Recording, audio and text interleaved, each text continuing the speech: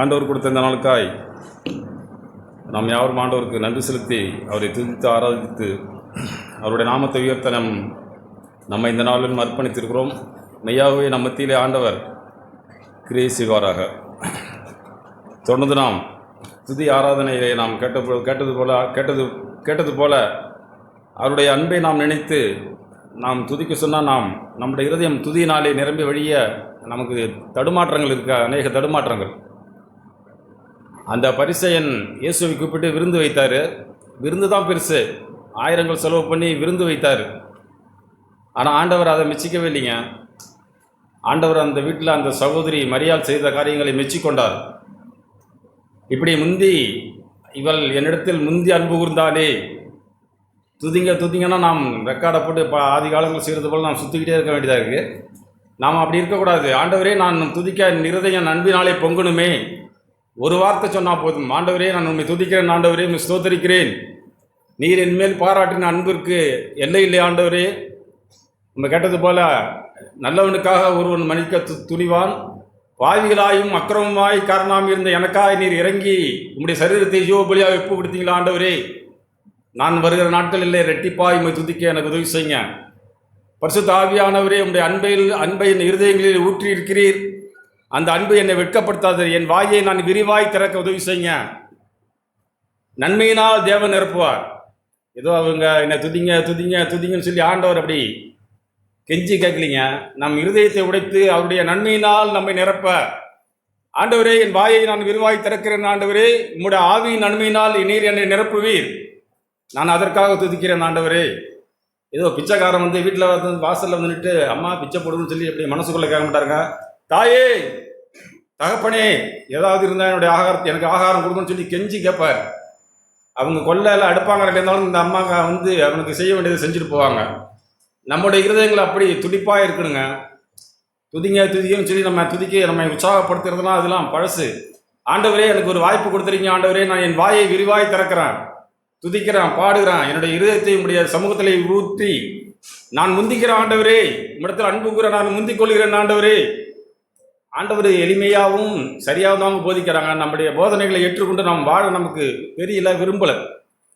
எவ்வளோ பெரிய காரியங்கள் யோவான் செய்கிறாரு, அந்த விருந்து வைக்கிறாரு. ஆனால் அது ஆண்டவர் பெருசாக காட்டல. தன்னிடத்தில் முந்தைய அன்பு கூர்ந்த சகோதரி ஆண்டவரை வரவேற்று காலை கழுவி தன் தலைமயிரினாலே அவருடைய கால்களை துடைத்து ஆண்டவருடைய இருதயத்தை தொட்டு பேசி பழகி, ஆண்டவரே, இந்த அம்மா கூட கேட்கல, ஆண்டவரே என்னுடைய பாவங்களை மன்னின்னு. ஆண்டவர் மனப்பூர்வமாக எல்லாவற்றையும் மன்னித்து மறந்து நீ போ, சுகமாய் வாழ்வு என்று சொல்லி அந்த சகோதரியை அனுப்பி ஆசீர்வதிக்கிறார். இப்படி நாம் நல்ல ஆவியோடும் உற்சாக ஆவியோடும் இப்படி உற்சாகமாய் தன்னை கொடுக்கிற இடத்தில் தேவன் பிரியமாக இருக்கிறார். நம்ம 7 நாளும் பயங்கர உற்சாகமாய் நம்முடைய சொந்த அலுவலில் பார்க்கிறோம். ஞாயிற்றுக்கிழமை வந்தோடனே நமக்கு துதிங்கிறது தன்னாலே வரமாட்டேங்குது. ஆண்டவரே, நான் என் வாயை வருகிற நாட்களிலே விரிவாய் திறந்து உம்முடைய நன்மையினால் நான் ஆசீர்வதிக்கப்பட விரும்புகிறேன் ஆண்டவரே, எனக்கு உதவி செய்யுங்க என்று நாம் சொன்னால் போதுங்க. இப்படி நாம் சொல்லவே நம்ம வாயை விரிவாய் திறக்கணும். இப்படி திறக்கிற நம்முடைய வாயை, நம்முடைய இருதயங்களை ஆண்டவர் மெய்யாகவே நன்மையினால் நிரப்புவார். தொடர்ந்து நாம் வார்த்தைகளை கேட்போம். உபாகமம் புத்தகம் 8ஆம் அதிகாரம் ஒரு வார்த்தையை சொல்லி நாம்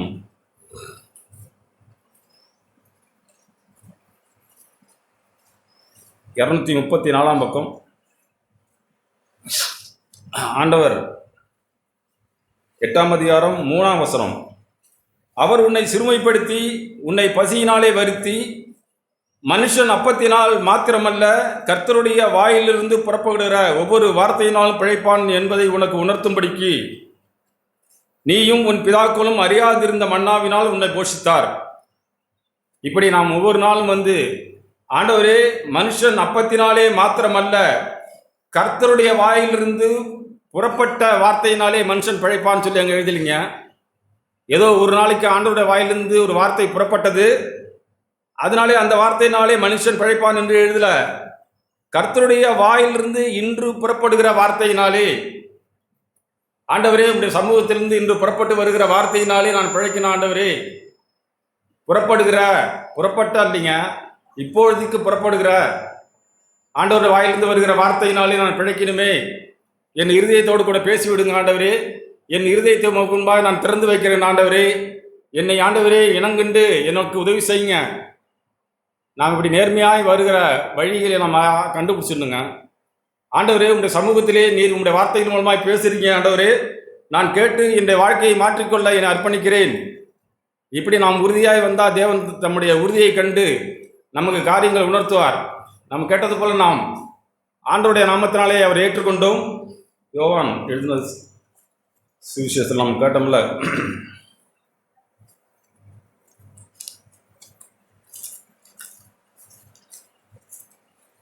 அவரை ஏற்றுக்கொண்டவர்கள் இத்தனை பேர்களோ அத்தனை பேர்களும் அவருடைய பிள்ளைகளாகும்படி அதிகாரம் கொடுத்தார். 1ஆம் அதிகாரம் இப்படி இருக்கு.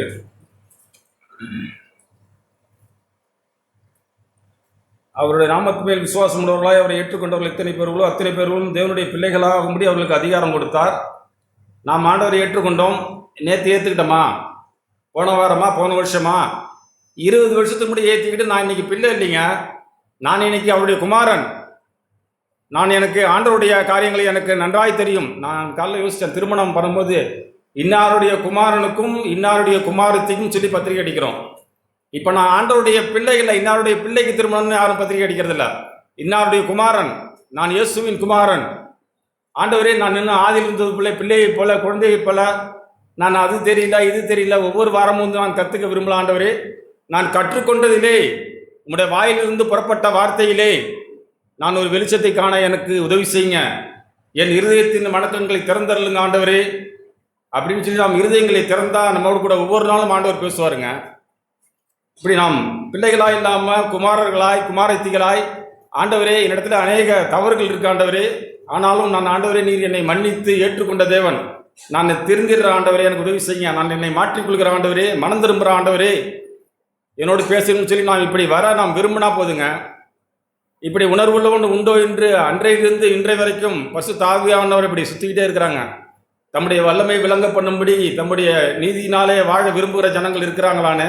ஆண்டவரே, இந்த பட்டணத்திலே இந்த ஊரிலே நாங்கள் இருக்கிறோம் ஆண்டவரே, எங்களுக்கு உங்களுடைய வல்லமை விளங்க செய்யுங்க. எங்களுக்கு வாழும் வழியை போதிக்கிற இந்த சபையிலே நாங்கள் நன்றாய் வாழணுமே. நான் இந்த சமுதாயத்திற்கு உங்களுடைய நாமத்திற்கு மகிமையை கொண்டு வர வேண்டுமே, எனக்கு உதவி செய்யுங்கன்னு சொல்லி நாம் இருதயங்களை ஆண்டவருடைய பாதத்துக்கு நேராய் தாழ்த்தினா மெய்யாகவே ஆண்டவர் ஒவ்வொரு நாளும் நம்மோடு பேசுவார். எதன் வழியாக நம்மோடு கூட பேசி விடுவாருங்க. நமக்கு அப்படி ஒரு உணர்வுள்ள ஒரு ஆவியை தேவன் தரும்படி நாம் ஒவ்வொரு நாளும் கேட்கணும். மத்தேயு எழுதின சுவிசேஷம் 4ஆம் அதிகாரம் 5ஆம் அதிகாரம் மத்தேயு 5ஆம் அதிகாரம். ஆண்டவர் மலைப்பிரசங்கத்தை ஆரம்பிக்கிறாரு. அவர் ஜனங்களை கண்டு, திரளான ஜனங்களை கண்டு மலையின் மேல் ஏறினார். அவர் உட்கார்ந்த பொழுது அவருடைய சிஷ்யர்கள் அவரிடத்தில் வந்தார்கள். அப்பொழுது அவர் தனது வாயை திறந்து அவர்களுக்கு உபதேசித்த சொன்னது என்னவென்றால் அப்படின்னு ஆரம்பிச்சு, அங்க ஆவியில் எளிமை உள்ளவர்கள் பாக்கியவான்கள், பரலோக ராஜ்யம் அவர்களுடையது. துயரப்படுவர்கள் பாக்கியவான்கள், அவர்கள் ஆறுதல் அடைவார்கள். சாந்த குணமுள்ளவர்கள் பாக்கியவான்கள், நீதியின் மேல் பசிதாகம் உள்ளவர்கள் பாக்கியவான்கள். இரக்கமுள்ளவர்கள் பாக்கியவான்கள், இருதயத்தில் சுத்தமுள்ளவர்கள் பாக்கியவான்கள். சமாதானம் பண்ணுகிறவர்கள் பாக்கியவான்கள், நீதியின் நிமித்தம் துன்பப்படுகிறவர்கள் பாக்கியவான்கள். அப்படி என் நிமித்தம் உங்கள் பேரில் பொய்யாய் சொல்வார்களால் பாக்கியவான்களாக இருப்பீர்கள். சந்தோஷப்பட்டு களி கூறுங்கள் அப்படின்னு சொல்லியிருக்காரு. இந்த பகுதியில் அநேக முறை நம்மை தேவன் பாக்கியவான் பாக்கியவான் பாக்கியவான் என்று சொல்லி நம்மை ஆசீர்வதிக்கிறார். கிட்டத்தட்ட அந்த 10 வசனத்தில் 9 முறை நாம் பாக்கியவான்கள், இயேசுவை நாம் தெய்வமாய் கொண்ட ஜனமும் ஜாதியும் பாக்கியம் உள்ளது. ஆண்டவரை இந்த மிகுந்த சந்தோஷத்தினாலே நான் வாழ எனக்கு உதவி செய்யுங்க அப்படின்னு சொல்லிட்டு அதுக்கு அடுத்த வசனம் ஆண்டவர் என்ன சொல்றாரு பாருங்க. சந்தோஷப்பட்டு களி கூறுங்கள், பரலோகத்திலே உங்கள் பலன் மிகுதியாக இருக்கும். உங்களுக்கு முன்னிருந்த தீர்க்கதரிசிகளையும் அப்படியே துன்பப்படுத்தினார்களே. 13ஆம் வசனம், நீங்கள் பூமிக்கு உப்பாயிருக்கிறீர்கள். நீங்கள் பூமிக்கு உப்பாயிருக்கிறீர்கள். உப்பு சாரமற்று போனால் இதனால் சாரமாக்கப்படும். வெளியே கொட்டப்படுவதற்கும் மனுஷரால் மிதிக்கப்படுவதற்கும் இடையே ஒன்றுக்கும் உதவாது. நீங்கள் உலகத்துக்கு வெளிச்சமாயிருக்கிறீர்கள். மலையின் மேல் இருக்கிற பட்டணம் மறைந்திருக்க மாட்டாது. விளக்கை கொளுத்தி மரக்காலால் மூடி வைக்காமல் விளக்கு தண்டின் மேல் வைப்பார்கள். அப்போது அது வீட்டில் உள்ள யாவருக்கும் வெளிச்சம் கொடுக்கும். இவ்விதமாய் மனுஷர் உங்கள் நற்கிரியை கண்டு பரலோகத்தில் இருக்கிற உங்கள் பிதாவை மகிமைப்படுத்தும்படிக்கு உங்கள் வெளிச்சம் அவர்களுக்கு முன்பாக பிரகாசிக்க கடவுது. இப்படி நம்முடைய வெளிச்சம், நம்முடைய வாழ்க்கை, நம்முடைய நடக்கை, நாம் வாழ்கிற கிராமங்களிலும் வீடுகளிலும் வேலை ஸ்தலங்களிலும் ஆண்டவரே இந்த மனுஷன் மெய்யாகவே ஒரு தெய்வத்தை வணங்குறான், அந்த தெய்வம் உண்மையாகவே இந்த மனுஷனை நடத்துது ஆண்டவரேன்னு சொல்ல முடியுமானா நம்ம தான் கேட்டு பார்க்கணும். நான் வேலை செய்கிற இடத்துலையும் வீடுகளிலும் தெருவிலும் ஆண்டவரே நான் எப்படி வாழ்கிறேன்? நான் பூமிக்கு உப்பாக இருக்கிறேனா?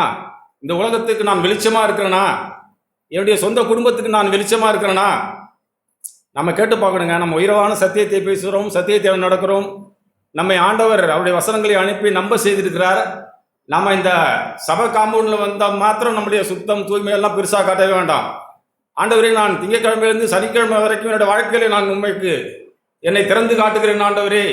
என்னை காண்கிறவர்கள் உண்மை காண வேண்டும் ஆண்டவரே. உதவி செய்யுங்க, எனக்கு நீங்கள் உதவி செய்யுங்க. நான் வெளிச்சமாக இருக்கிற ஆண்டவரே, வெளிச்சமாக வாழ விரும்புகிற ஆண்டவரே, எனக்கு வெளிச்சத்தை தாரும். நான் பிறருக்கு நம்பிக்கையை சொல்கிற மனுஷனாக இருக்க வேண்டும் ஆண்டவரே. என்னை பார்க்கிற இவர் நம்புகிற தெய்வம் உண்மையாகவே இவரை நடத்துதுன்னு சொல்லி நம்முடைய வாழ்க்கையை பார்க்கிற ஜனங்களுக்கு நாம் வெளிச்சமாக வாழுங்க.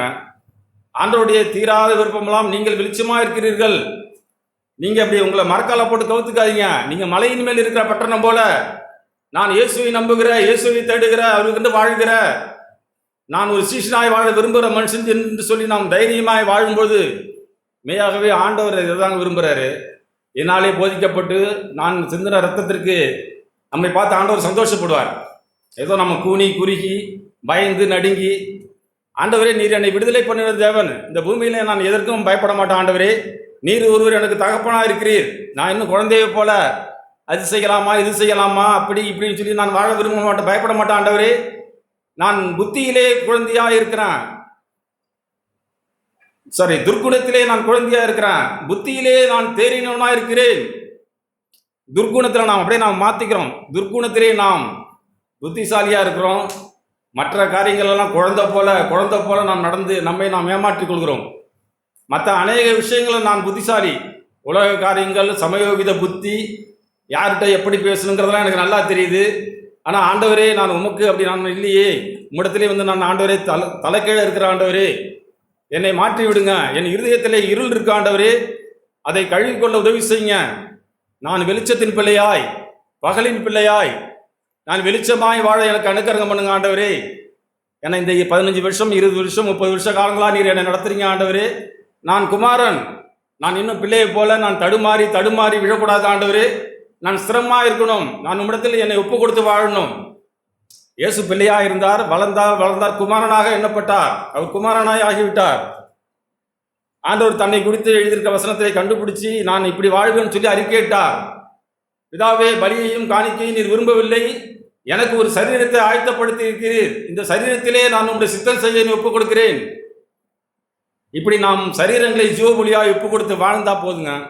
இப்படி வாழ தேவன் நம்மை விரும்புகிறார். ஆதியாம் புஸ்தகம் 1ஆம் அதிகாரம் இப்படி இருக்கு பாருங்க. ஆதியாம் புஸ்தகம் 1ஆம் அதிகாரம், அங்கே ஆண்டவர் வானத்தையும் பூமியையும் சிருஷ்டித்தார். பூமியானது ஒழுங்கின்மையும் வெறுமையுமாய் இருந்தது, ஆழத்தின் மேல் இருள் இருந்தது. ஆழத்தின் மேல் இருள் இருந்தது, பூமியும் ஒழுங்கின்மையும் வெறுமையுமாய் இருந்தது, அந்த ஆழத்தின் மேல் இருள் இருந்தது. தேவ ஆவியானவர் அசைவாடி கொண்டிருந்தார். அப்பொழுது தேவன் வெளிச்சம் உண்டாக கடவுது என்றால் வெளிச்சம் உண்டாயிற்று. இப்படி ஆண்டவர் ஆதியிலிருந்து வெளிச்சம் நல்லது என்று கண்டார். வெளிச்சத்தையும் இருளையும் தேவன் பிரித்தார். ஆழத்தின் மேல் இருள் இருந்தது. இப்படி ஆதியிலே தேவன் ஆதியிலே இந்த இருள் மறைவு சாத்தான் ஆண்டவருடைய காரியங்களை தள்ளி தன்னை உயர்ந்தவனாய் பெரியவனாய் காட்டும்படி ஆதியிலேருந்தே தன்னுடைய காரியங்களை அப்படியே செய்துக்கிட்டே வராங்க. எப்படி ஆண்டவர் படைத்த அந்த ஆதாமுக்கும் ஏவாளுக்கும் ஆண்டவர் சொல்ல கட்டளைக்கு கீழ்ப்படியக்கூடாது என்று சொல்லி தந்திரமாய் ஆதாமையும் ஏவாளையும் விழி செய்த அந்த சாத்தானுடைய தந்திரம் இன்னைக்கு நமக்கு புரிய மாட்டேங்குது.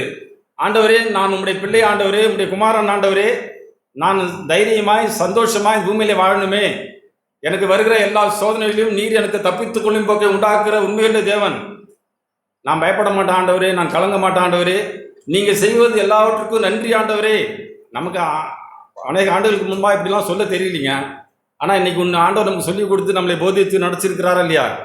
ஆண்டவரே, நீங்கள் நான் கேட்ட அந்த சத்தியத்திற்கு நான் சாட்சியாக வாழணுமே, நீங்க சொன்னது போல இந்த பூமிக்கு நான் உப்பா இருக்கணுமே, நான் வெளிச்சமா இருக்கணுமே, நீங்க எனக்கு அனுக்கிரகம் பண்ணுங்க ஆண்டவரே அப்படின்னு சொல்லி நாம் ஒவ்வொரு நாளும் அவருடைய காலில் போய் விழுந்தா அவருடைய வாயிலிருந்து புறப்படுகிற வார்த்தையினாலே நாம் பிழைச்சிட முடியுங்க.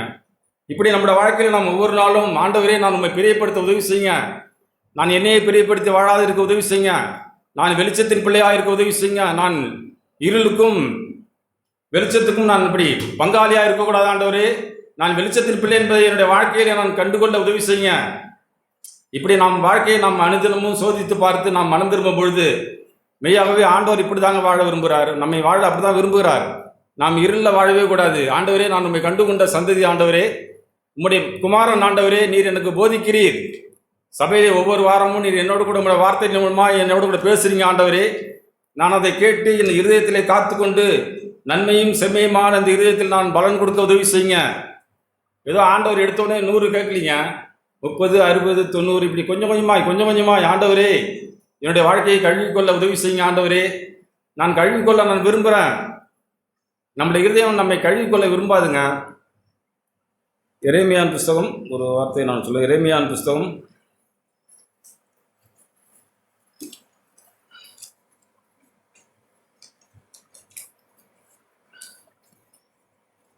4ஆம் அதிகாரம்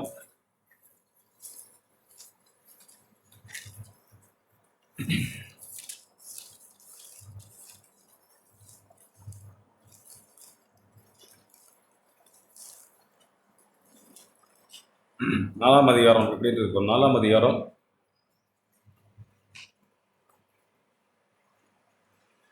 14ஆம் வசனம், 4:14.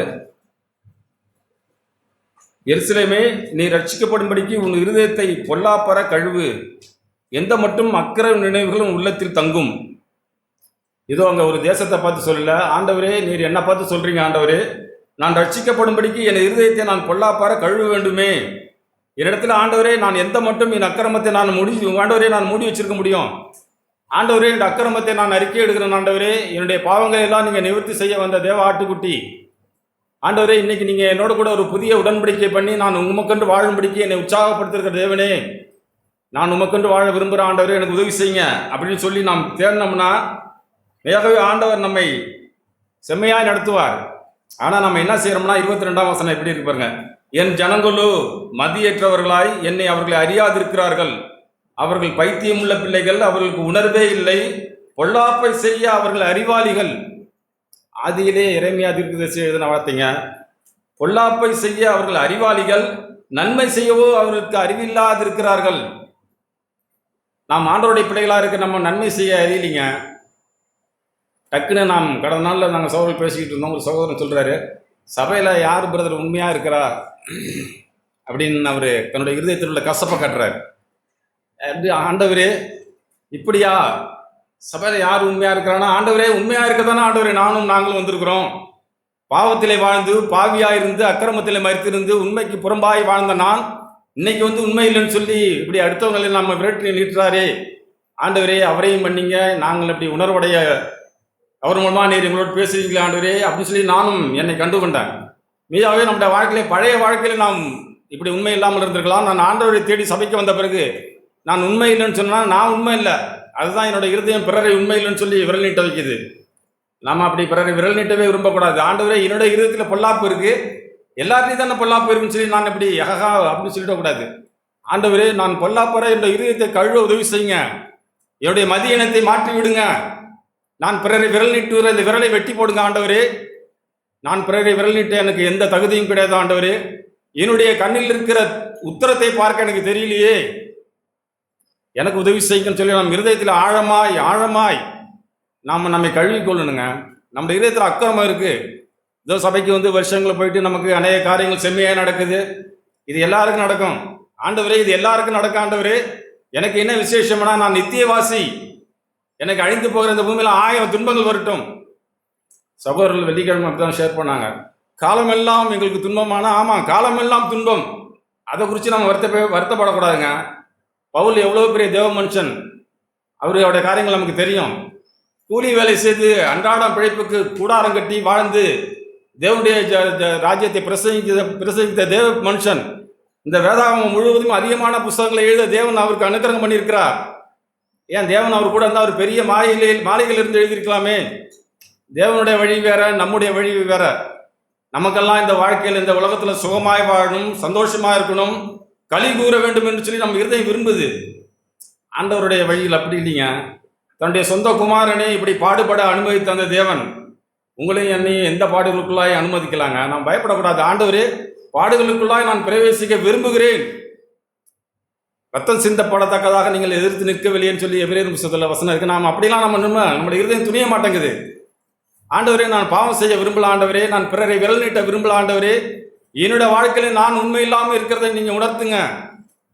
நான் செம்மையான வழியை கண்டுபிடிச்சிருந்தேன் ஆண்டவரே, என்னோடு பேசுங்க. ஒவ்வொரு நாளும் நம்முடைய வாயிலிருந்து வருகிற வார்த்தைகளை நான் திடப்படணுமே, தேற்றப்படணுமே. இப்படி நம் இருதயம் மெய்யாகவே திரும்பினா போதுங்க.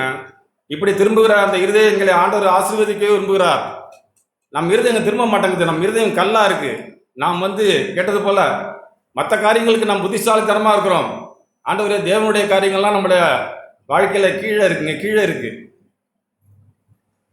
நாம் அப்படி இல்லாமல் நாம் மனம் திரும்புவோம். பவுல் ஒரு இடத்துல சொல்லுவார் பாருங்க, கொரிந்தியர் புஸ்தகம், பயந்திருக்கிறேன். 2 கொரிந்தியர் புஸ்தகத்தில் ஒரு வார்த்தையை சொல்லுவார். 2 கொரிந்தியர் புஸ்தகம் 11ஆம் அதிகாரம் 3ஆம் வசனம். 2 கொரிந்தியர் புஸ்தகம் 11ஆம் அதிகாரம் 3ஆம் வசனம். ஆகிலும் சர்வமானது தன்னுடைய தந்திரத்தினாலே ஏவாளை வஞ்சித்தது போல உங்கள் மனதும் கிறிஸ்துவை பற்றிய உண்மையினின்று விலகும்படி கெடுக்கப்படுமோ என்று பயந்திருக்கிறேன். நம்முடைய மனசு உண்மையினின்று விலகுங்க, கண்டிப்பாக விலகும். பவுல் தேவனுடைய மனுஷன் விலகப்படுமோ என்று பயந்திருக்கிறேன்னு சொல்லி அவர் யதார்த்தத்தை எழுதியிருக்கிறாரு. ஆனால் என்னுடைய மனசு உண்மையிலிருந்து விலகி போயிட்டு ஆண்டவரே, அதனால தான் துணிகரமா சபையில் யார் பிரதர் உண்மை, யார் பிரதர் உண்மை இல்லை. ஐயா, நான் உண்மை இல்லை, என்னுடைய குடும்பம் சீர்கெட்டு கிடக்கு, இதை பார்க்க எனக்கு தெரியல, நான் பிறரை பார்க்குறேன், அவர் என்ன யோகிதா. ஆண்டவரே, என்னை மன்னிச்சிருங்க ஆண்டவரே, என்னை மனம் திரும்ப செய்யுங்க ஆண்டவரே, நான் உண்மையாக மெத்தாட உதவி செய்யுங்க. என்னை அழைத்த தேவன் உண்மை இல்லவர், நான் உண்மை இல்லாத மனுஷனா இருக்கிறேன் ஆண்டவரே, நீங்க உண்மை இல்லை தேவன், நீர் என்னை ஆண்டவரே நீங்க காத்துக்கொள்வீர். இப்படி நம்முடைய இருதயங்கள்லாம் ஸ்திரப்படணுங்க. இங்க சொல்றாரு பயந்திருக்கிறேன் அப்படின்னு சொல்லிட்டு, அதே 12ஆம் அதிகாரத்தில் பாருங்க, 20ஆம் வசனத்திலிருந்து படிக்கிறேன். 12:20. நான் உங்களை என் மனதின்படியா இருக்கிறவர்களாக காணாமலும் நானும் உங்கள் மனதின்படியா இருக்கிறவர்களாக காணப்படாமல் இருப்பேனோ என்றும், விரோதம், வைராக்கியம், கோபங்கள், வாக்குவாதங்கள், புறங்கூறுதல், கோல் சொல்லுதல், இருமாப்பு, கலகங்கள் ஆகிய இவைகள் உங்களுக்கு உண்டாயிருக்குமோ என்றும். இது அப்படியே நம்ம இடத்துல இருக்க வாய்ப்பு உண்டுங்க. வாய்ப்பு உண்டுங்கிறதெல்லாம் அடுத்தது. விரோதம் இருக்கு, வைராக்கியம் இருக்கு, கோபம் இருக்கு. நம்ம கோபம் அது வேற கோபம், அது தேவ கோபமா இல்லை என்னன்னு நமக்கு தெரியல. ஆனால் நான் கோபப்பட்டேன்னா, நான் வாக்குவாதம் பண்ணுறேன், நான் புறங்கூறுறேன், நான் கோல் சொல்கிறேன், எனக்கு தெரியல எது கோல் சொல்லுதல், எது விசாரிக்கிறது. ஒருத்தவங்களுக்கு குழந்தை இல்லைன்னா அவங்களை குறித்து நான் கனமாய் என்னுடைய இருதயத்தில் ஆண்டவரே அந்த சகோதரனுக்கும் சகோதரிக்கும் ஒரு புத்திர சுவிகாரத்தை கொடுன்னு சொல்லி ஜெபிக்கலாம். அதுதான் நியாயம்.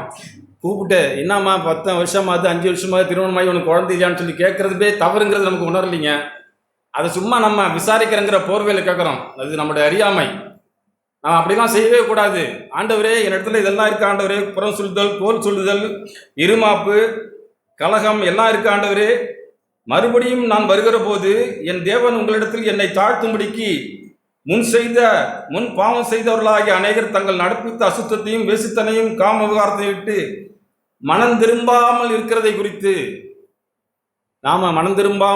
குறித்து நான் துக்கப்பட வேண்டியதா இருக்குமோ என்று பயந்திருக்கிறேன். இப்படி தேவனுடைய மனுஷர் நம்மை குறித்து பயந்திருக்கிறாருங்க. ஆண்டவரே, நான் பயப்படாமல் இருக்கணும். நமக்கு நடத்துகிற தாசர்கள், நம்மை நடத்துகிற ஆண்டவர், என்னுடைய தாசன். நமக்கு எத்தனையோ முறை கேட்டிருக்கோம். தாவீதை தன்னுடைய இருதயத்திலே ஆண்டவர் வைத்து கொண்டார். ஏன் ஆண்டவர் தாவீதை தன்னுடைய இருதயத்தில் வைத்து கொண்டார்? நமக்கு சிந்திக்கணுங்க. ஏன் வேற அவர் ஆதீனத்தில் அவருக்கு எத்தனையோ இடம் இருக்கு. தாவீதை தன்னுடைய அவர் இடத்த வேற எங்கேயாவது வச்சிருக்கலாம். தாவீதோட இருதயத்தை ஆண்டவர் பார்த்தாருங்க. தகப்பன் அவருடைய தாவீதோட இருதயத்தை நீங்கள் ஆரம்பத்திலேருந்து படிச்சு பாருங்க. தகப்பன் சொன்ன காரியத்தை கீழ்ப்படிந்து போறாரு, காரியங்கள் நடக்குது. எதிராளி கையில் கிடைக்கும்போது கூட தாவீது அந்த எதிராளியை வெட்டி போட மனசு இல்லைங்க. தாவீதை ஆண்டவர் ராஜாவாக்க அவரை இப்படி நடத்துகிறார். காட்டு வழியாகவும் மலைகள் வழியிலும் அவரை ஓட வைக்கிறார். தாவீது ஓடிக்கொண்டே காரியங்களை செய்கிறாருங்க. தேவனுடைய நாமத்துக்கு மகிமையாய் காரியங்களை செய்த அந்த தேவனுடைய மனுஷனுக்கே தாவீதை அரசனாக்க ஆண்டவர் முன்குறித்த உடனே பிடிச்சி கொண்டாந்து உட்கார வைக்கல. இப்போ என்னையும் உங்களையும் ஆண்டவர் அப்படி செஞ்சுட்டாலும் தான் நமக்கு காரியங்களை விளங்காமல் போகுது. சரி வா சபையில் கொண்டாந்து ஒன்று சேர்த்து ஒன்று குளிப்பாட்டி கழுவி உட்கார வச்சோன்னே நமக்கு ஒன்றுமே புரியல. ஆண்டவரே என்னை இடுக்கமான வாசல் வழியாக நடத்துங்க ஆண்டவரே, எனக்கு விளங்கல ஆண்டவரே, என்னை ஆண்டவர் உடைத்து உருவாக்குங்க. தாவீதை ஆண்டவர் உருவாக்குவதற்கு எத்தனையோ காரியங்களை செய்தாருங்க. அந்த தாவீது கடைசி வரைக்கும் தேவனை பிரியப்படுத்தி எதிராளி கையில் கிடைக்கிறாங்க. எதிராளி சவுல் ஒரே ஆள் தான் அவருக்கு எதிராளி. வெட்டி போட்டுட்டா சரியா போச்சு, ஒன்றுமே கிடையாது. நான் செய்ய மாட்டேன், ஆண்டவர் அவரை ஆட்கொள்ள வேண்டும், ஆண்டவர் அவரை சந்திக்க வேண்டும் அப்படின்னு சொல்லி தன்னுடைய கடைசி காரியங்கள் வரைக்கும் ஆண்டவருக்கு தன்னை ஒப்பு கொடுத்த தாவீதை தான் கூப்பிட்டு அவனுடைய இருதயத்தை தூக்கி தன்னுடைய இருதயத்தில் ஆண்டவர் வச்சுக்கிட்டாருங்க. நம்ம அதை செய்கிறோம், இதை செய்கிறோம், அநேக காரியங்கள் செய்கிறோம். ஆண்டவரே, நான் உங்கள் இருதயத்துக்குள்ளாய் வர முடியுமானா தெரியல. நான் இன்னும் ஆண்டவர் சமூகத்துக்கே வர முடியலையே. நான் சொன்னது போல என்ன இருதயம் பொங்கி வழிய மாட்டேங்குது. பாட்டு வேணா பொங்கி வழியுது, எனது பாத்திரம் நிரம்பி வழியுது. இயேசுவே உடைய அன்பை நான் நினைக்கும் போதுன்னு சொல்லி நான் பாடுறேன் ஆண்டவரே. அது என்னுடைய வாழ்க்கையிலே உண்மையாகட்டும் ஆண்டவரே. நான் உண்மை துதிக்கும் பொழுதும் பாடும் பொழுதும் நீர் ஆண்டவரை என்னோட பேசுறீங்கன்னு சொல்லி நான் என்னை திருப்தி கொள்ள மனம் திரும்பி விட உதவி செய்யுங்க அப்படின்னு சொல்லி நாம் கருத்தாய் வாழப்படணுங்க. சபைக்கு ஒவ்வொரு நாளும் ஒவ்வொரு வாரமும் நாம் போதிக்கப்படுகிறோம். எந்த மனுஷனையும் கிறிஸ்துக்குள்ளாய் தேறினவனாக நிறுத்தும்படிக்கு ஆண்டவர் நம்மை நடத்துகிறார். நாம் கிறிஸ்து இயேசுக்குள்ளாய் தேர நாம் விரும்புகிறோமா இல்லையா? எத்தனையோ விஷயங்களை நாம் தேடுறோம். ஆனால் சபை விஷயங்கள், ஜபம், உபவாசம், வேத வாசிப்பு, துதிக்கிறது, ஆராதிக்கிறதுலாம் நான் குறைவுபட்டிருக்கேன். ஆண்டவரே, என்னை ஆண்டவரையே வளர்த்துருங்க, நான் வளர விரும்புகிறான்னு சொல்லி நாம் ஒரு படி வளர விரும்பினா போதுங்க, தேவன் உதவி செய்வார். நாம் வளரவே விரும்பலையே, நான் புத்தியிலே நான் அப்படி இருக்கிறேன். சபை விஷயங்கள், ஆண்டவருடைய விஷயங்கள்லாம் நான் குழந்தை போல இருந்து ஒன்றுமே தெரியாத போல இருந்து காரியங்களை இருளாக இருக்கிற மாதிரி இருக்க. ஆண்டவரே, நான் இருளை விட்டு வெளிச்சத்துக்கு வர உதவி செய்யுங்க. ஆண்டவரே, நான் நம்முடைய வெளிச்சத்தை காண உதவி செய்யுங்க. இப்படியெல்லாம் நாம் ஒவ்வொரு நாளும் ஆண்டவரை தேடும் பொழுது நம்முடைய வாழ்க்கை மெய்யாகவே மலையின் மேல் இருக்கிற பட்டணமாய் நாம் வெளிச்சத்தின் பிள்ளைகளாய் வாழ்ந்துட முடியுங்க. இன்னும் ஒரு சில வார்த்தைகள் நான் சொல்ல. 1 தெசலோனிக்கர் புத்தகம் 1 தெசலோனிக்கர்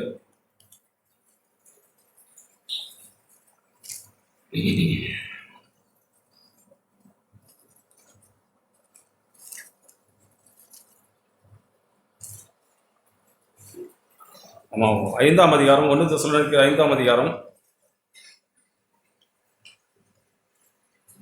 ஆண்டவருடைய நாளை குறித்து இங்கே பவுல் எழுதுகிறாரு. அது இருவிலே திருடன் வருகிற விதமாய் வரும்னு சொல்லி எழுதிட்டு 4ஆம் வசனம், 5ஆம் அதிகாரம் 4ஆம் வசனம், சகோதரரே, அந்த நாள் திருடனை போல் உங்களை பிடித்து கொள்ளத்தக்கதாக நீங்கள் அந்தகாரத்தில் இருக்கிறவர்கள் அல்லவே. நீங்கள் எல்லாரும் வெளிச்சத்தின் பிள்ளைகளும் பகலின் பிள்ளைகளுமாயிருக்கிறீர்கள். நாம் இரவுக்கும் இருளுக்கும் உள்ளானவர்கள் அல்லவே. நான் கொஞ்ச நாள் இப்படி திங்கக்கிழமை சனிக்கிழமை வரைக்கும் நான் இருளில் இருக்கிறேன். ஞாயிற்றுக்கிழமை நான் வெளிச்சத்துக்கு வந்தேன்னா நாம் அப்படி வாழவே கூடாது. நாம் இருளுக்கும் இரவுக்கும் உள்ளானவர்கள் அல்லவே. ஆகையால் மற்றவர்கள் தூங்குகிறது போல் நாம் தூங்காமல் விழித்து கொண்டு தெளிந்தவர்களாக இருக்க கடவும். 8ஆம் வசனம், பகலுக்குரியவர்களாக நாமோ தெளிந்தவர்களாக இருந்து விசுவாசம், அன்பு, மார்க்கவசத்தையும் ரட்சிப்பின் நம்பிக்கையினும் தலைச்சீராவையும் தரித்து கொள்ள கடவும். தேவன் நம்மை கோபாக்கினைக்கென்று நியமிக்காமல் தம்முடைய கர்த்தராக இயேசு கிறிஸ்து மூலமாய் ரட்சிப்பு அடைவதற்கென்றே நியமித்திருக்கிறார். அல்லேலூயா. நம்மை ஆண்டவர் ரட்சிப்பு அடைய அந்த நித்திய ராஜ்யத்திற்கு கொண்டு போய் நம்ம நிச்சயித்திருக்கிறார். நாம் ஆகையால் நாம் செய்து வருகிறபடியே ஒருவர் தேற்றி ஒருவருக்கு ஒரு பக்தி உண்டாகும்படி செய்யுங்கள். இப்படி நம்மளுடைய வாழ்க்கையிலே நாம் பக்தி விருத்தி உண்டாகும்படி அநேக காரியங்களை செய்யணுங்க. ஒவ்வொரு நாளும் ஆண்டவரே, நான் கருத்தாய் வாழணுமே, எனக்கு நீங்கள் ஆண்டவரே எனக்காக இந்த பூமிக்கு இறங்கி வந்தீங்களே, என்னுடைய பாவ அக்கிரமங்களை சிறுவிலை சுமந்து தீர்த்தீங்களா ஆண்டவரே, நான் இன்னும் வாழல ஆண்டவரே, நான் மனம் திரும்பிடுற உதவி செய்யுங்க, என் அக்கிரம இருதயத்தை கழுவிக்கொள்ள உதவி செய்யுங்க. கொரிந்தியர் 100 இடத்துல பவுல் சொல்லும் போது, உங்களுடைய மாம்சத்திலும் ஆவியிலும் உண்டான அசுசி நீங்கள் உங்களை சுத்திகரித்து கொண்டு இடத்திலே ஆண்டவரே எத்தனையோ அசுசி இருக்க ஆண்டவரே, பிறர் பார்க்காத காரியங்கள் எனக்கு தெரியுது ஆண்டவரே, நான் கழுவிக்கொள்ள உதவி செய்யுங்க ஆண்டவரே. நான் ஆண்டவரே, நான் பகலின் பிள்ளையாருக்கு உதவி செய்யுங்க. நான் இரவுக்கும் இருளுக்கும் உள்ளான மனுஷனாக வாழக்கூடாது ஆண்டவரே. நான் மலையின் மேலே இருக்கிற பட்டணமாய் நானும் என் குடும்பமும் வாழ்ந்துட வேண்டும் ஆண்டவரே. இப்படி நம்முடைய இருதயம் திருப்பப்படணுங்க. நாம் இப்படி திருப்பப்படவே ஆண்டவர் விரும்புகிறார். ஏதோ நம்ம வந்தவண்ணமாக வந்துட்டு, ஆண்டவரே நீங்கள் வரும்பொழுது ஆண்டவர் வரும்போது நான் வெட்கப்பட்டு போயிடக்கூடாது ஆண்டவரே. அதுக்கு அடுத்த வசனம் இருக்கு பாருங்க, 5ஆம் அதிகாரம் 21 படிக்கிறேன். எல்லாவற்றையும் சோதித்து பார்த்து நலமானதை பிடித்துக் கொள்ளுங்கள், பொல்லாங்காய் தோன்றுகிற யாவற்றையும் விட்டு விலகுங்கள். சமாதானத்தின் தேவன் தாமே உங்களை முற்றிலும் பரிசுத்தமாக்குவாராக. உங்கள் ஆவி, ஆத்துமா, சரீரம் முழுவதும் நம்முடைய கர்த்தராகிய இயேசு கிறிஸ்து வரும்போது அப்படியே இருக்க கடவதாக அப்படின்னு இல்லைங்க. உங்களுடைய ஆவி, ஆத்துமா, சரீரம் முழுவதும் நம்முடைய கர்த்தராகிய இயேசு கிறிஸ்து வரும்போது குற்றமற்றதாக இருக்கும்படி காத்துக்கொள்வதாக ஆண்டவராக இயேசு சொல்லியிருக்கிறாங்க. இதோ உலகத்தின் அதிபதி சாத்தான் வருகிறான், அவனுக்கு என்னிடத்தில் ஒன்றுமில்லை. அவன் வருகிறான், ஆண்டவரே சொல்றாரு, அவனுக்கு என்னிடத்தில் ஒன்றுமில்லை. ஆனா சாத்தானுக்கு நம்மிடத்தில் அநேகம் இருக்கு. ஆண்டவரே கோபம் இருக்கு, ஆண்டவரே எரிச்சல் இருக்கு, ஆண்டவரே புறங்கூறுதல் இருக்கு, ஆண்டவரே கோல் சொல்லுதல் இருக்கு, ஆண்டவரே பிறரை மன்னிக்க முடியாத காரியங்கள் என்கிட்ட இருக்கு, ஆண்டவரே நான் அதை அறிக்கை செய்து விட்டுவிட உதவி செய்யுங்க. ஏதோ நீங்க என்ன பிரதர் தேறிட்டீங்களான்னு சொல்லி கேட்குறீங்க மனசுக்குள்ள. நான் தேரலிங்க. ஆகிலும் ஆண்டவரே, நான் ஒவ்வொரு நாளும் உங்களுடைய பாதத்தில் விழுந்து நான் மனம் திரும்ப விரும்புகிறேன். ஆண்டவரே, நீர் என்னை நடத்துறீங்க, என்னை தேற்றுவீங்க. நான் நேற்று இருந்தது போல இன்னைக்கு இருக்க விரும்பல ஆண்டவரே. என்னை நீங்கள் ஒவ்வொரு நாளும் கழுவி சுத்திகரிக்கிறீங்க ஆண்டவரே. நான் மனம் விரும்புகிற பாவியாக இருக்கிறேன் ஆண்டவரே, எனக்கு நீங்கள் உதவி செய்கிறீங்க அப்படின்னு சொல்லி நான் தைரியமாக ஆண்டவரத்தில் நான் வர்றேங்க. இப்படி நாம் அப்படி வரணும் ஆண்டவரே. எல்லா நேரத்திலும் நான் நம்ம சிந்திக்க உதவி செய்யுங்க. என்னுடைய பாத்திரம் உண்மையாகவே உங்களுடைய அன்பினால் நிரம்பி வழியணும் ஆண்டவரே. நான் வேதத்தை தேடுவதிலே துரிதமாக இருக்கணும் ஆண்டவரே. பாடுவதிலே அதிக சந்தோஷமா இருக்கும் ஆண்டவரே. உண்மை கனப்படுத்துவதே நான் உயர்ந்திருக்கணும் ஆண்டவரே. தேவன் விரும்புவதெல்லாம் தம்மை ஜனங்கள் கனப்படுத்துறாங்களா கனவீனப்படுத்துறாங்கன்னு சொல்லி தாங்க மேலேருந்து பார்க்குறாரு. இயேசு கிறிஸ்து பூமியில வாழ்ந்த 30 ஆண்டு காலங்களாம் அவருடைய மறைந்திருந்த வாழ்க்கையை பிதாவை கனப்படுத்தினது. அதனால தான் அவர் வெளியில வந்து ஞானஸ்தானம் எடுத்த உடனே, இவர் என்னுடைய நேசகுமாரன், இவரில் பிரியமா இருக்கிறேன். யாருக்குமே இயேசு கிறிஸ்துனுடைய அவங்க குடும்ப வாழ்க்கை தெரியல. அம்மா அப்பா கூட வாழ்ந்து கொண்டே இருந்தாரு, கீழ்ப்படிந்தார், அவ்வளவுதான். அவங்க என்ன சொன்னாங்களோ, அவங்க எப்படி நடத்துனாங்களோ எல்லாவற்றையும் இயேசு தன்னை முழுவதுமாக அர்ப்பணித்து 30 வயசுக்கு பிறகு அவர் அந்த 3.5 வருஷ காலங்களிலே இன்னும் அதிகமாய் பிதா என்ன சொல்றாங்களோ அதே நான் செய்ய விரும்புறேன்னு சொல்லி பிதாவுக்கு தன்னுடைய செவியை திறந்து கொடுத்தாருங்க. பிதா பேசும்போது எதிர்க்கவும் இல்லை, பின்வாங்கவும் இல்லை. அப்படி கெத்செமனேல ஜெபிக்கிறாரு, ஆண்டவரே, இந்த பாத்திரம் என்னை விட்டு நீங்க கூடுமானால் நீங்க போக செய்யும், ஆகிலும் என்னுடைய சித்தத்தின்படி அல்ல. ஆண்டவரே, இது எனக்கு சிரமம் போல தெரியுது ஆண்டவரே, என்னுடைய சித்தம் ஒன்று சொல்லுது ஆண்டவரே. ஆண்டவரே, ஆகினும் அது என்னுடைய சித்தம் அல்ல ஆண்டவரே, உங்களுடைய சித்தத்தின்படி எனக்கு ஆக கடவுது. இப்படி ஆணித்தரமாக ஜெபிக்கிறாருங்க. ஆண்டவரே, உங்களுடைய சித்தம் செய்ய என்ன நீங்க அனுப்புனீங்க ஆண்டவரே, நான் அதே செய்ய உதவி செய்யுன்னு சொல்லி இயேசு பிதாவை நோக்கி ஜெபித்தது போல, ஆண்டவரே, எனக்கு உங்களுடைய சித்தம் செய்ய தெரியல ஆண்டவரே, எனக்கு சொல்லித்தாங்க, என்னுடைய கரங்களை பிரித்து நடத்துங்க ஆண்டவரே. நான் புதிய உடன்படிக்கையின் சபையில் இருக்கிறேனே, நீர் எனக்காக உங்களுடைய ரத்தத்தை சிந்தி என்னை சம்பாதித்துக் கொண்டீங்களே, சாத்தானுக்கு என்னிடத்தில் ஒன்றுமில்லாது இருக்கிற அந்த காரியத்தை நான் விளங்கி நான் மனம் திரும்பிடுறேன் ஆண்டவரே. நீங்க என் மேல வைத்திருக்கிற உங்களோட ஆவியை நான் சந்தோஷப்படுத்துறேன், துக்கப்படுத்த விரும்பல ஆண்டவரே. நான் பரிசுத்த ஆவியானவரை சந்தோஷப்படுத்த விரும்புகிறேன், எனக்கு உதவி செய்யுங்கன்னு சொல்லி நாம் ஒவ்வொரு நாளும் திரும்பும்பொழுது இப்படி தேவனை தேடுகிற உணர்வு உள்ளவன் உண்டோ என்று ஆதி எரேமியா 4ஆம் அதிகாரத்தில் 5ஆம் அதிகாரத்தில் ஆண்டவர் எதிர்பார்க்கிறாருங்க. இப்படி நாம் ஆண்டவரை தேடுதல் ஒரு உணர்வுள்ளாய் நாம் மனம் திரும்பி ஆண்டவரை தேடுவோம். நாம் மெய்யாகவே இப்படி நாம் பகலுக்குரிய ஜனங்களாய், ஆண்டவரே, எனக்கு நீ நடத்தி வருகிற எல்லா வழிகளுக்காக நன்றி ஆண்டவரே, நான் உண்மை கனப்படுத்த உதவி செய்யுங்க, உண்மை தேட உதவி செய்யுங்க. தாவீதை குறித்து நாம் பேசிக்கிட்டே இருக்கலாம். சின்ன வயசுல அவர் போய் கோலியாத்துக்கிட்ட சந்திக்க போற காரியங்கள் என்ன சொல்றாருன்னா, என்னுடைய இஸ்ரவேல் தேவனுக்கு முன்பாக அந்த தேவனுடைய நாமத்தை தூஷிக்க இந்த மனுஷன் கோலியாத்துக்கு இவ்வளவு தைரியம் எப்படி வந்தது? அப்படிதாங்க தாவீது கேட்கிறாரு, வேற ஒன்றும் கேட்கல அவரு. என்னுடைய ஆண்டவரை தூஷிக்க இந்த மனுஷன் தூஷிக்கிறானே, இத்தனை 1000 பேர் பார்த்துக்கிட்டே இருக்கிறாங்களே, ஆண்டவரே, அவனுக்கு அந்த வைராக்கியம், தேவன் மேல இருந்த அந்த வைராக்கியம் அவனை ஒன்று செய்ய வச்சதுங்க. ஆண்டவர் கொடுத்த ஆடுகள் மேல் பொறுப்பாக இருந்து சிங்கத்தையும் கரடியும் கிழிக்க வச்சது ஆண்டவர். தாவீது கூட இருந்து அவனை நடத்துறாருங்க. ஏன்னா ஆண்டவர் மேல இருந்த அன்பு, ஆண்டவர் மேல இருந்த அந்த தவிப்பு, ஆண்டவரே உங்களோட நாமத்திற்கு தூஷணம் வந்துடக்கூடாது. அவர் ராஜாவாயிட்டாரு, பெரிய காரியங்கள் செய்தாரு, கடைசியா அவர் தப்பு பண்ணினாரு ஜனங்களை என்ன சொல்லி. ஆண்டவருடைய தூதன் வந்து அவர் சந்திக்கிறாரு. அப்ப என்ன தெரியுமா சொல்றாரு அவரு, ஆண்டவரு, நான் பாவம் செய்தேன், என்னையும் வீட்டாரையும் நீங்க சங்கரிங்க, இந்த ஜனங்கள் இந்த ஆடுகள் என்ன செய்தது, இவர்களை விட்டுருங்க ஆண்டவரே. தாவீதின் இருதயம் அப்பேற்பட்ட இருதயங்க. ராஜாவானாலும் அவன் பூஜாவானாலும் ஆண்டவரை பெரியப்படுத்தி வாழுங்கிற ஒரே சிந்தையாக வாழ்ந்தது அவனுடைய மனுஷன்.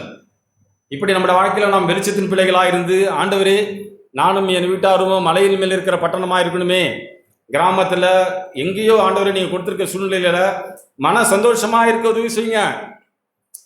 என்னிடத்துல ஒன்றுமே கிடையாதுங்க, நான் இப்படி பேசுகிறேன்னு சொல்லி நீங்கள் எப்படி ஒன்றும் நினச்சிங்க. ஆண்டவரே நாளைக்கு என்ன செய்யலாங்கிறது எனக்கு தெரியல ஆண்டவரே, நாளை தினத்திற்கு அதினது அந்தந்த நாளுக்கு அதினது பாடு போதுன்னு நீங்கள் சொல்லியிருக்கீங்க ஆண்டவரே. நாளை தினத்தை ஆண்டவர் பார்த்துக்கொள்வார். இல்லையா? இப்படி நாம் நாளை தினத்தை குறித்து கவலைப்படாமல், ஆண்டவரே நீங்கள் நாளை தினத்திற்கு நீர் எனக்கு ஆண்டவர், அதுக்கு மறுநாளுக்கு நீங்கள் ஆண்டவரே, நான் பயப்பட மாட்டேன் ஆண்டவரே, உங்களுடைய ரத்தத்திற்கு வல்லமை உண்டு, எல்லாவற்றையும் செய்ய நீங்கள் எனக்கு உதவி செய்வீங்க. இந்த பூமியில வாழ்கிற வழியை போதிக்கிற ஆண்டவரே, உண்மை நான் தெய்வமாய் கொண்டு வாழ்கிறேனே, மிகுந்த சந்தோஷம் ஆண்டவரே, மிகுந்த நன்றி ஆண்டவரே. தொடர்ந்து நான் இப்படியே வாழ எனக்கு அனுக்கிரகம் என்று சொல்லி நான் இப்படி வாழும்பொழுது நம்முடைய ஆவியை தேவன் மெய்யாவே தொடர்ந்து உற்சாகப்படுத்துவார். தெசலோனிக்கேயர் புத்தகம் 2ஆம் அதிகாரம் சொல்லி நான் முடிச்சிடுறேன். 1ஆம் அதிகாரத்திலே நாம் பயப்படக்கூடாது. நான் 5ஆம் அதிகாரத்தில் வாசித்தோம்ல, உங்களை அழைக்கிற ஒரு உண்மையுள்ளவர் அப்படியே செய்வார். ஆண்டவரே நான் உண்மை இல்லாதவன் ஆண்டவரே, அழைச்ச நீங்கள் உண்மையுள்ளவர் அப்படின்னு சொல்லி 2ஆம் அதிகாரம்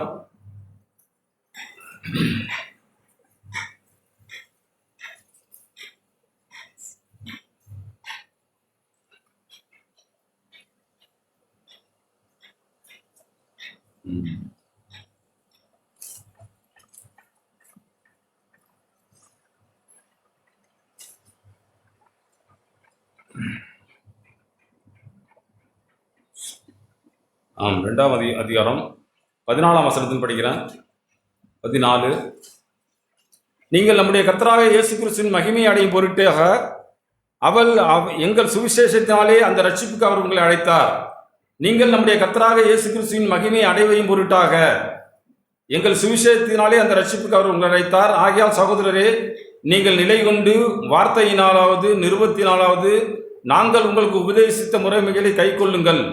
நம்முடைய கர்த்தராகிய இயேசு கிறிஸ்துவும் நம்மிடத்தில் அன்பு கூர்ந்து நித்திய ஆறுதலையும் நல் நம்பிக்கையையும் கிருபையாய் நமக்கு கொடுத்திருக்கிற நம்முடைய பிதாவாகிய தேவனும் உங்கள் இருதயங்களை தேற்றி எல்லா நல் வசனத்தினாலும் நற்கிரியினாலும் உங்களை ஸ்திரப்படுத்துவாராக. ஆமேன். இப்படி ஆண்டவருடைய ஆவியானவர் இப்படி எழுதுறாருங்க. உங்கள் இருதயங்களை தேற்றி நம்மிடத்தில் அன்பு கூர்ந்து நித்திய ஆறுதலையும் நல் நம்பிக்கையும் கிருபையாய் நமக்கு கொடுத்திருக்கிற நம்முடைய பிதாவாகிய தேவனும் உங்கள் இருதயங்களை தேற்றி எல்லா நல் வசனத்தினாலும் நற்கிரியினாலும் உங்களை ஸ்திரப்படுத்துவாராக. இப்படி ஆண்டவர் நம்மை ஒவ்வொரு நாளும் ஸ்திரப்படுத்தி தைரியப்படுத்தி உற்சாகப்படுத்தி, ஆண்டவரே நான் மலையின் மேல் இருக்கிற பட்டணமாய் நான் வாழ்ந்துடுறேன், ஆண்டவரே எனக்கு உதவி செய்யுங்க, ஏதோ நான் பிடிச்சிக்கிட்டு வாழ முடியாது, நீங்கள் எனக்கு உதவி செய்யுங்க, நான் உண்மை நம்புகிற ஆண்டவரே, நீர் என்னை நம்ப பண்ணின வசனத்திற்காக ஸ்தோத்திரம். ஆண்டவரே இந்த ஏழை கூப்பிட்டான், கர்த்தர் கேட்டு எல்லா இடுக்கண்களுக்கும் நீக்கி என்னை ஆண்டவரே நீ பாதுகாத்தீங்களே. தாவீது தன்னுடைய நெருக்கமான சூழ்நிலையில் மத்தியில் வாழ்ந்து ஜெபித்து ஆண்டவரை தேடி தயவுபட்ட மனுஷங்க. இப்படி நாம் நம்முடைய நெருக்கமான சூழ்நிலைகளிலும் இல்லாமையிலும் வறுமையிலும் ஆண்டவரே நீர் கொடுத்த சபைக்காக நன்றி ஆண்டவரே, நீங்கள் கொடுத்த வேத வசனத்திற்காக நன்றி ஆண்டவரே. இந்த நாளிலும் உங்களுடைய வாயிலிருந்து புறப்படுகிற வசனத்தினாலும் வார்த்தையினாலும் நான் பிழைக்க நீங்கள் உதவி செய்கிறீங்களே. நான் வெளிச்சத்தின் பிள்ளையாய் வாழ உதவி செய்ய ஆண்டவரே. நான் இரவுக்கும் இருளுக்கும் உள்ளானவனாய் வாழக்கூடாது. எது உண்மையோ, நீங்கள் விரும்புகிற காரியத்தினுடைய எது உண்மையோ, எது உள்ளதோ உள்ளதை உள்ளதின்படியே சொல்ல உதவி செய்யுங்க. நான் என்னை மறைத்துக் கொள்ளாதிருக்க உதவி செய்யுங்க. நான் என்னை வெளிப்படையாக காட்டிவிட உதவி செய்யுங்க. என்னுடைய உண்மை இல்லாத தன்மையை எனக்கு உணர்த்துங்க, நான் மனம் திரும்பிடுறேன் அப்படின்னு சொல்லி நாம் ஆண்டவரத்தில் வரும். தேவன் நமக்கு உதவி செய்வார். ஆமென். கேட்ட எல்லா வார்த்தைகளுக்காக ஆண்டவருக்கு ஸ்தோத்திரம்.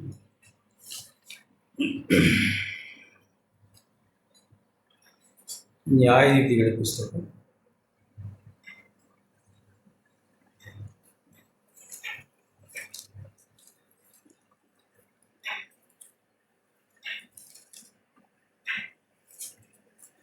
5ஆம் அதிகாரம் 31வது வசனம். இது தெபொராள் பாராக்கும் பாடின ஒரு பாட்டு. அவர்கள் எப்படி பாடி அந்த பாட்டை முடிக்கிறார்கள் என்றால் 31ஆம் வசனம். கர்த்தாவே, உம்மை பகைக்கிற யாவரும் இப்படியே அழிய கருவர்கள், அவரில் அன்பு கூறுகிறவர்களோ வல்லமையோடு உதிக்கிற சூரியனைப் போல இருக்க கடவர்கள் என்று பாடினார்கள். இப்படி தேசம் அமைதலாக இருந்ததுன்னு எழுதியிருக்கு. நம்முடைய வாழ்க்கையும் கூட ஒரு அமைதலாய், இளைப்பாறுதலாய், தகப்பனை அறிந்ததாய் இருக்கும்னா அவரிலே நாம் அன்பு கூறுவோம்.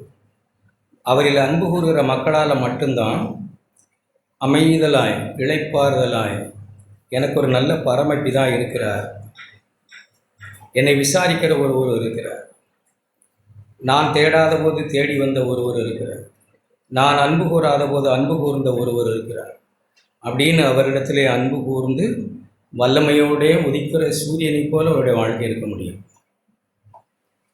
நீதிமானுடைய பாதை, நீதிமானாக்கப்பட்ட கர்த்தருடைய இரத்தத்தினாலே நீதிமானாக்கப்பட்ட மனுஷனுடைய பாதை நடுப்பகல் வரைக்கும் பிரகாசிக்கிற சூரிய பிரகாசம் போல் இருக்கிறது.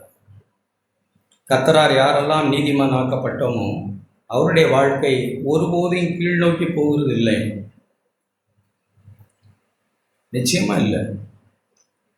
நம்முடைய வாழ்க்கை வர வர கீழ் நோக்கி போய்கிட்டே இருக்குன்னா நாம் நீதிமான் ஆக்கப்பட்டதை நம்ம உணரலைன்னு அர்த்தம். நாம் எப்படி நீதிமான் ஆனோங்கிறதும் நாம் அறியலைன்னு அர்த்தம். நாம் அறிந்திருந்தால் நமக்கு இன்னும் மேலே மேலே நம்முடைய வாழ்க்கை போய்கிட்டு தான் இருக்க விரும்பும், போகும், அதில் சந்தேகம் இல்லை. உபாகமம் புஸ்தகம் நான் வாசித்தோம் 8ஆம் அதிகாரம். நான் கேட்டுக்கிட்டு இருந்தபோது எப்படி விளங்கி கொண்டேன்னா, நம்முடைய வாழ்க்கையில் சிறுமையும் வறுமையும் பிரச்சனைகளும் ஏன் உண்டாகுது? என்ன எழுதியிருக்குன்னா 8ஆம் வசனம் 3, அவர் உன்னை சிறுமைப்படுத்தி வறுமைப்படுத்தி, அந்த வார்த்தை பசின்னா வறுமை, சிறுமைப்படுத்தி வறுமைப்படுத்தி கொண்டு போகிறதுக்கான காரணம் என்ன? சில நேரங்களில் நாம் சிறுமையிலும் பிரச்சனைகளுக்குரியவர்களாய், வறுமையிலும் பல காரியங்கள், இந்த பூமிக்குரிய காரியங்களே கூட சந்திக்கப்படாதவர்களாயும் நாம் நடக்கிறது, நம்மை தேவன் இப்படி நடத்துகிறதுக்கான காரணம் தான் என்னவாக இருக்க முடியும் அப்படின்னா, நாம் அப்பத்தினால தான் பிழைக்கிறோம்னு அர்த்தம். மனுஷனுடைய வாயிலிருந்து புறப்படுகிற வார்த்தைகள்னாலே பிழைக்கிறோம்னு அர்த்தம். அல்லது ஏதோ கேட்டதை வச்சு வண்டியை ஓட்டிக்கிட்டு இருக்கோம்னு அர்த்தம். அல்லது மூணாவது, அதாவது செகண்ட் ஹேண்டு, வேறே ஒருவர் கையிலிருந்து நாம் கேட்டுக்கொண்டு பிழைக்கிறோம்னு அர்த்தம். தேவனுடைய வாயிலிருந்து புறப்படும் ஒவ்வொரு வார்த்தையினாலும் விசுவாசத்தினாலும் பிழைக்கலன்னு அர்த்தம். என்ன சொல்கிறாங்க? கர்த்தருடைய வாயிலிருந்து புறப்படும் ஒவ்வொரு வார்த்தையினாலும் நீ பிழைக்கணுங்கிறதுக்காகத்தான் நீ பிழைக்கலை. அதனால தான் இங்கே எழுதியிருக்கிறபடி சிறுமையும் வறுமையும் என்ன, அது என்ன பிரச்சனைனாலும் நாம் எடுத்துக்கலாம். சிலர் பல காலங்களாய், வருஷங்களாய் சில பிரச்சனைகளுக்குள்ளேயே போகிறோம். துக்கம், வருத்தம், அல்லது மன்னிக்க முடியாமல் கசப்பு, பெருமை, வியாதி, பல பிரச்சனைகள் கூட நம்ம கடந்து போய்கிட்டே இருக்கிறோம். நாம் அப்பத்தினால் தேவனுடைய வாயிலிருந்து புறப்படுகிற ஒவ்வொரு பிள்ளைக்கு நம்ம கேட்ட மாதிரி பல நெருக்கங்களுக்குள்ள ஆதி அப்போஸ்தலர்கள் போய்கிட்டு தான் இருந்தாங்க. இந்த உலகத்தில் ஒரு நீதிமான் அப்படின்னா அவன் ஒரு நாள் தான் வாழ்ந்தான். அவன் ஆபேல். தேவன் விரும்பத்தக்க உயர்ந்த பலியை செலுத்தி அடுத்தவனுக்கு வாழுகிறதுக்கு கூட நேரம் கிடைக்கல.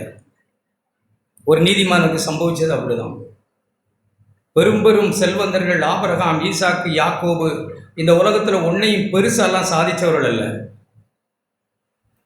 ஆபிரகாமினுடைய சவ அடக்கத்துக்கு 1000 பேர் பின்னாடி போகலை. முடிச்சுக்கிங்க, தூங்கக்கூடாது. தூக்கம் வரவங்க தயவு செய்து கொஞ்சம் எழுந்து தாழ்மையாக இருக்க. பெரிய பெரிய காரியங்கள்லாம் ஒன்றும் சாதித்தவர்கள் அல்ல, சாதித்தவர்கள் அல்ல. பெரிய பெரிய காரியங்களை சாதித்தார்கள். இந்த பூமியில் பெரிய பெரிய விஷயங்களை அனுபவித்தவர்கள் அல்ல. சிறையிலும், காவலிலும், பசியிலும், பட்டியிலும், நிர்வாணத்திலும், நாசமோசங்களிலும், அடியிலும், காவலிலும் வாழ்ந்தவர்கள் தான் நீதிமான்களாய் வாழ்ந்தவர்கள். அதை சொல்லலை. எதையுமே இப்படிப்பட்ட வாழ்க்கையும் நம்ம வாழலை. ஆனாலும் இந்த உலகத்தில் பல சிறுமையிலும் வறுமையிலும் கடந்து போகிறோம்னா நாம் ஒரு விஷயத்தை விளங்கிக்கிறணும். நாம் சும்மா புறம் பேசிக்கிட்டு அலைகிறோம்னு அர்த்தம். இங்கே சபையில் உட்காந்துருக்கிற சப்ஜெக்டை விடுத்து கொஞ்சம் மாறுறேன், அதனால் இதை சொல்லத்தான் செய்யணும், வேறு வழி இல்லை. சிலருக்கு ரொம்ப நெருக்கம் இருக்குது. அவர்கள் நெருக்கமாக இருக்கிறதுக்கான ஒரு காரணம், ஒருவரை பற்றி ஒருவர் குறை பேசுகிறதுனால உண்டான நெருக்கமாக இருக்கக்கூடாது. சிலர் ரொம்ப ஐக்கியமாக இருக்கிறதா நினைக்கிறோம். ஐக்கியமாக உங்களுக்கு உண்டானதுக்கு காரணம் என்னன்னு தெரியுமா? நீங்கள் அவரை பற்றி இவரை பற்றி குறை சொன்னீங்க, பிடிக்காத ஒருத்தரை பற்றி அவருக்கு சொன்னீங்க, அவருக்கும் பிடிக்கல, நீங்கள் 2 பேரும் நெருக்கமாக இருக்கீங்க. ஆவிக்குரிய ஐக்கியம் எல்லாம் ஒன்றும் கிடையாது. பிடிக்காத மாமியார் அந்த மருமகளுக்கு மாமியாரை பிடிக்காது, இந்த மருமகளுக்கு மாமியாரை பிடிக்காது. இந்த 2 மருமகளும் சேர்ந்து பேசி ரொம்ப கைகோர்த்து மார்க்கெட்டுக்கு போவாங்க. ஏன்? மாமியாரை பற்றி இங்கே குறை, இந்த மாமியாரை பற்றி இங்கே குறை. இவங்க 2 பேருக்கும் சூப்பரான ஐக்கியம் இருக்கத்தான் செய்யும். சபையில் அப்படி இருக்கிறது ஐக்கியம் இல்லை, மனுஷீகம். தேவன் அதெல்லாம் புடைச்சிருவாங்க. நாம் அப்படி நினச்சிக்கிட்டு இருக்கக்கூடாது. அப்போ பல நெருக்கங்களில் நம்ம கடந்து போகிறதுக்கான காரணம், நான் தேவனுடைய வாயிலிருந்து புறப்படும் வார்த்தையை விசுவாசத்தினால் நான் பிழைக்கிறேனா?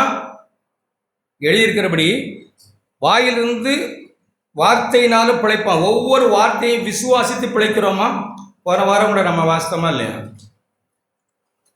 நீதிமான் விசுவாசத்தினாலே பிழைப்பான். விசுவாசத்தினால இங்கே பிழைக்காத நானோ நீங்களோ நம்ம யாரா இருந்தாலும் நமக்கு தேவன் கொடுக்கிற பேர் அகங்காரிகள், அகங்காரம் கொண்டவர்கள். தேவனுடைய இவ்வளவு பெரிய, இவ்வளோ துதிக்கிறோம் பாடுகிறோம், நமக்கு புரியுது, ஒன்று மண்டையில் புரியுது, தெய்வத்தை பற்றி கொஞ்சம் புரியுது, மூளை அறிவில் புரியுது. ஆனால் இதயத்தில் புரிந்து கொண்டு விசுவாசித்து வாழ முடியாதவர்களை தேவன் பார்த்து சொல்கிறது அகங்காரிகளை. ஒரு வாரம் கூட நம்ம வாஸ்தவம்லாம் அவங்களுக்கு ஆபகுக் புஸ்தகத்தில் அகங்காரியா இருக்கிறானே, அவனுடைய ஆத்மா அவனுக்குள் செம்மையானதில்லை. ஏன்னா அவன் விசுவாசத்தினால பிழைக்கல, அவன் ஏதோ அறிவுனால பிழைத்து கொண்டிருக்கிறான். பிழைக்கக்கூடாது. நாம் அறிவினால், நமக்கு இந்த ஆத்மாவினால் பிழைத்துக்கிட்டு இருந்தோம்னா துன்பம் நம்மளை விட்டு போகும் வாய்ப்பு இல்லை. விசுவாசிக்கிறவங்க தான் பதற மாட்டாங்க. விசுவாசிக்கிறவங்க தான் குறையோ முறுமுறுப்போ, விசுவாசிக்கிறவர்களாக தான் சகலமும் நன்மைக்கு எதுவாக நடக்குதுன்னே சொல்ல முடியும். அதை நம்ம அப்படி வழங்கிக் கொள்ளணும் தயவு செய்து. நியாயாதிபதிகள் புஸ்தகம், அதை வாசிக்கிறதுக்கு முன்னாடி மார்க்கு எழுதின சுவிசேஷத்தை வாசித்து கொண்டு நாம் போவோம். அருமையான சகோதரனே சகோதரிகளே, சும்மா வறுமையிலும் சிறுமையிலும் நாம் நடக்கிறோம் என்று சொன்னால், நாம் ஒன்று தேவன் போக சொன்னாத பாதையில் போய்கொண்டிருக்கிறோம்னு அர்த்தம். அல்லது அதான் தேவன் போக சொல்லாத வழியில் போகிறோம். மார்க் எழுதின சுவிசேஷம் 4ஆம் அதிகாரம் நினைக்கிறேன்.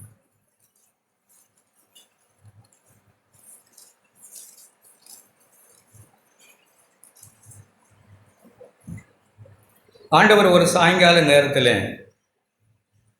35ஆம் வசனம், அன்று சாயங்காலத்திலே அவர் சீடர்களை நோக்கி அக்கறைக்கு போவோம் வாருங்கள் என்று சொன்னார். அக்கறைக்கு போவோம் வாருங்கள் என்று ஒருவர் அழைக்கிறார். இக்கரைங்கிறது உலகம், இந்த உலகத்தின் பாடுகள், இந்த உலகம். அக்கறைங்கிறது கானான் தேசம், பரலோக ராஜ்யம், தேவனோடு வாழும் வாழ்க்கை, விசுவாசத்தினால் பிழைக்கும் வாழ்க்கை, அது அக்கறை. இதுக்கு நடுவில் இருக்கிறது தான் ஆறு. இது நடுவில் ஒன்று இருக்கா இல்லையா? அக்கறை இக்கரைக்கு நடுவில் என்ன இருக்கு? வெள்ளம், புயல், காற்று, சோதனை எல்லாம் இருக்கு. இதையெல்லாம் தாண்டி அக்கறைக்கு போவோம்னு தேவன் நம்மளை அழைத்திருக்கிறாரா? அழைச்சிருந்தா கொண்டு போய் சேர்ப்பார். அல்லேலூயா. அழைக்கலை, நாமே இதில் புறப்பட்டால் போக மாட்டோம். நம்மளால ஒரு ஸ்டெப்பு கூட எடுத்து வைக்க முடியாது, அங்கேயே தான் நிற்போம். நம்மளை போக சொல்லியிருக்கிறாரா? மத்தேயு எழுதின சுவிசேஷம் 14ஆம் அதிகாரம்.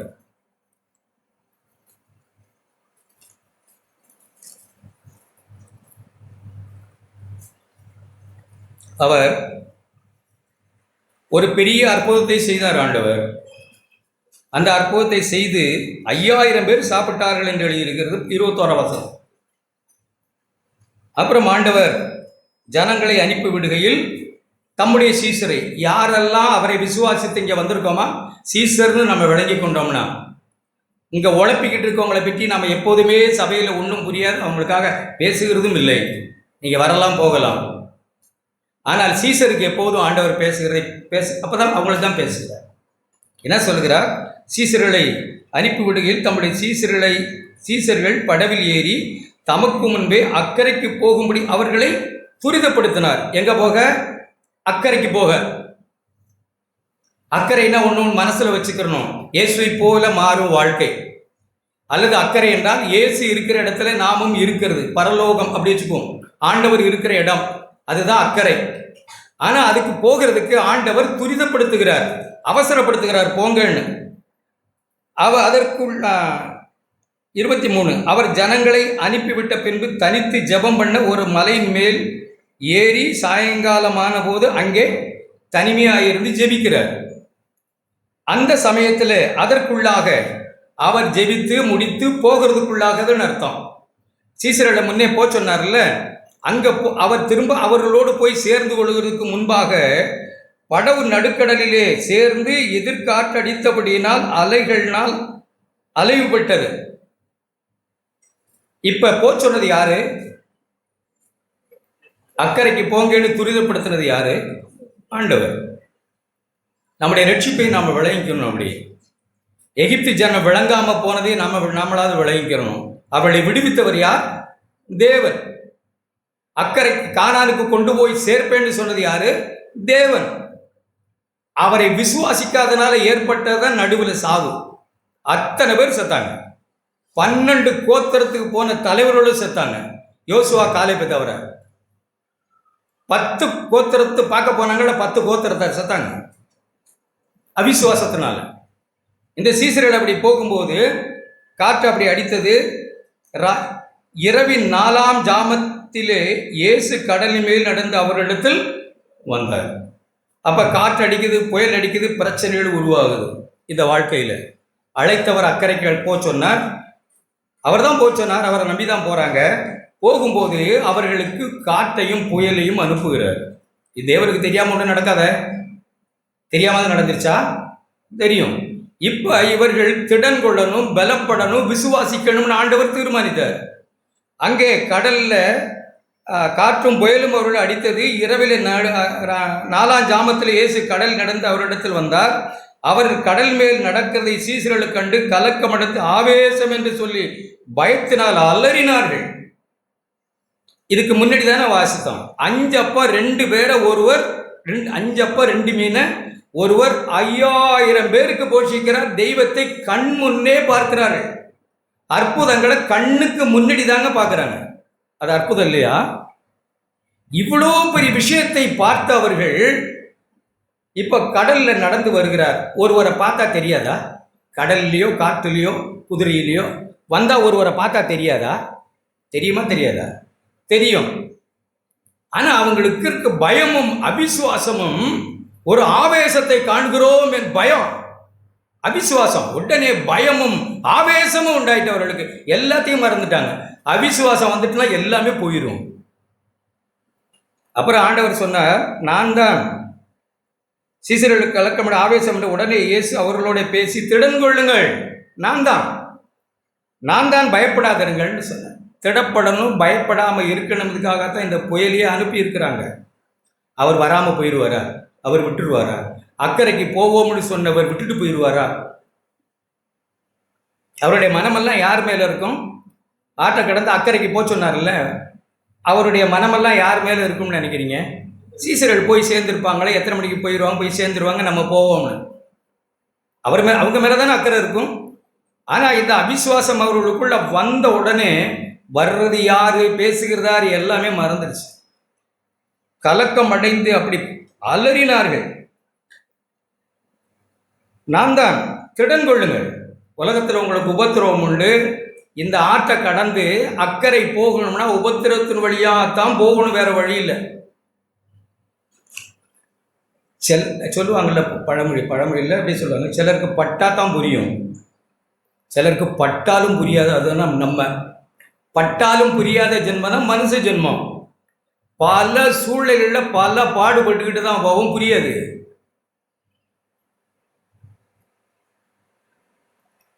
நீங்கள் தப்பாக விளங்கக்கூட உண்மையை சொல்கிறேன். அப்போஸ்தலனாகிய பவுல் ரோமர் 2ஆம் அதிகாரத்தில் எந்த மனுஷனும் பொய்யன்னு சொன்னாரா? பொய்யன்னு சொன்னாரா? யாரை சொன்னார் நினைக்கிறீங்க? தேவனே சத்தியபரர், எந்த மனுஷனும் பொய்யன் அப்படின்னா யாரை சொன்னார்? நான் பொய்யன், நான் பொய்யன், தேவன் சத்தியவரர்னு சொன்னார். நாம் என்ன சொல்கிறோம்? அருணாசலம் சொன்ன மாதிரி யார் யோக்கியம் சபையில் அப்படின்னு கேட்குறோம். யார் உண்மை, யார் அதான் உண்மையாக இருக்கிறவங்க சபையில் யார்? எல்லாம் எப்படி நமக்கு வருதுன்னு நான் சொல்கிறேன். உண்மையிலே அவிசுவாசத்தின் உச்சகட்டத்தில் இருக்கிறோம் அல்லது பெருமையின் உச்சகட்டத்தில் இருக்கிறோம். நம்ம கண்ணில் இருக்கிற உத்தரம் நமக்கு தெரியாமல் இருக்குது, அதுவும் ஒரு காரணம். நம்ம தப்பாக விளங்கக்கூடாது சபையில் சத்தியத்தை. எத்தனையோ வருஷங்களாக நம்ம கேட்டுக்கொண்டிருக்கிறோம் சத்தியத்தை. அது எப்படின்னா, ஊனம்னா என்ன? சுண்டு வரல் எனக்கு இப்போ இல்லை அப்படின்னு சொல்லி வேற யாராவது பிளஸ்ஸிக்கு சுண்டு வரல் இல்லை, சும்மா கற்பனை தான், ஒன்றே யோசிக்காதீங்க. சுண்டு வரல் பிளஸ்ஸிக்கு இல்லை, அது ஊனமா? ஒன்றும் சொல்ல மாட்டேன்றீங்க. இதெல்லாம் சும்மா சின்ன பிள்ளைலாம் ஏன் 4 விரல் தான் இருக்குது, 4 விரல் தான் இருக்குது கையிலன்னு சொல்லும். ஊனம்தான். எனக்கு ஹார்ட்டில் 2 ஓட்டை, இப்படி இருக்கேன், மூச்சு விட்டுக்கிட்டு நான் இப்படி அலையிறேன், எனக்கு 2 ஓட்டை. ஊனமா? ஒன்றும் சொல்ல மாட்டேன்றீங்க. எது பெருசு? முட்டாளாக இருந்தால் நம்ம என்ன சொல்லுவோம்னு சொல்கிறேன், மதிக்கெட்டவர்களாக இருந்தால் என்ன சொல்லுவோம்னு சொல்கிறேன். எல்லாம் ஊனம்னு சொல்லுவோம். சபையில் யார் யோக்கியமோ, சபையில் யார் சரிம்போ நம்ம புரியலன்னா அது ஊனமா இது ஊனமா? அப்ப நம்ம எப்படி அள்ளி தூவுறோம் பாருங்க. எது ஊனம்? நான் எவ்வளவு பிரச்சனைக்குரியவனா இருக்கிறேன் அது எனக்கு தெரியாம சும்மா சுண்டு வரல் ஒருத்தட்டு இல்லை அதை பெருசுபடுத்துறேன். உண்மையாவே நாம ரட்சிப்பை சரியா அனுபவிக்கிறோமான்னு பாருங்க. உண்மையாவே அந்த ரட்சிப்பை சந்தோஷமாய் மகிழ்ச்சியாய் நம்ம அனுபவிக்கிறோமான்னு தான் நம்ம பார்க்கணும். இல்லைன்னு தான் தோணும். ரட்சிப்பை தலைகீழாய் புரட்டிக்கிட்டு கிடக்கும். அபிசுவாசம் வந்துச்சுன்னு எல்லாம் வரும். எல்லாருடைய குறையும் தான் தெரியும். இங்க கண்டு அலர்னாரு. பேதுரு அவரை நோக்கி, ஆண்டவரே நீரே ஆனால் நான் ஜனத்தின் மேல் உம்மிடத்தில் வர கட்டளையிடும். கட்டளையிட்டாரா? கட்டளையிட்டார். வா, அதான் கட்டளை. வா. நடந்தாரா? நடந்தார். பேதுருவே, நான் நடந்த மாதிரி நீயும் நடக்க முடியும். நான் வாழ்ந்த வாழ்க்கையை நீயும் வாழ முடியும். விசுவாசத்தினாலே நீதிமான் பிழைப்பான். நீ விசுவாசித்தேன்னா நடந்தே இல்லையா? விசுவாசத்தை உடனே நடந்தாரா இல்லையா?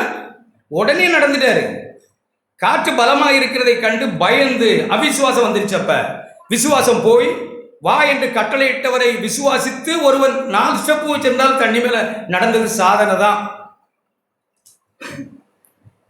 ஆண்டவரை கண்டிருந்து அவருடைய பரிசுத்தத்துக்கு பங்காளியாய் நாம் ஆகிக்கொண்டு கொஞ்சம் பரவாயில்ல, நிறைய ஆகலன்னா பரவாயில்ல, கொஞ்சம் நாம் ஆகியிருந்தாலும் அது விசுவாச வாழ்வுதான். அடைய வேண்டியது ஏராளம். இன்னும் நம்முடைய வாழ்க்கையில எத்தனையோ மாற்றங்கள் உண்டாயிருக்கு. கொஞ்சம் கொஞ்சம் மாறி இருக்கிறேன் நான். விசுவாச வாழ்வுதான் அது. ஆனா காற்று பலமா இருந்தவரிடம் கண்டு பயந்து அமிழ்ந்து போகிறான். ஆண்டவரே, நான் அவிசுவாசத்தினால அமிழ்ந்து போகிறேன். விசுவாசித்து உம்மை பார்த்து நடந்து வந்தேன். குறை சொல்லாம, முறுமுறுக்காம, பயப்படாம, பொய் பித்தலாட்டங்களை ஆயுதமாய் கையில் எடுக்காம, மாய்மாலத்தை நான் கையில் எடுக்காம, ஆண்டவரே நான் உண்மையாய் உம்மை கண்டு நான் நடந்து வந்த ஆண்டவரே, இப்போ அமிழ்ந்து போகிறேன் ஐயரே.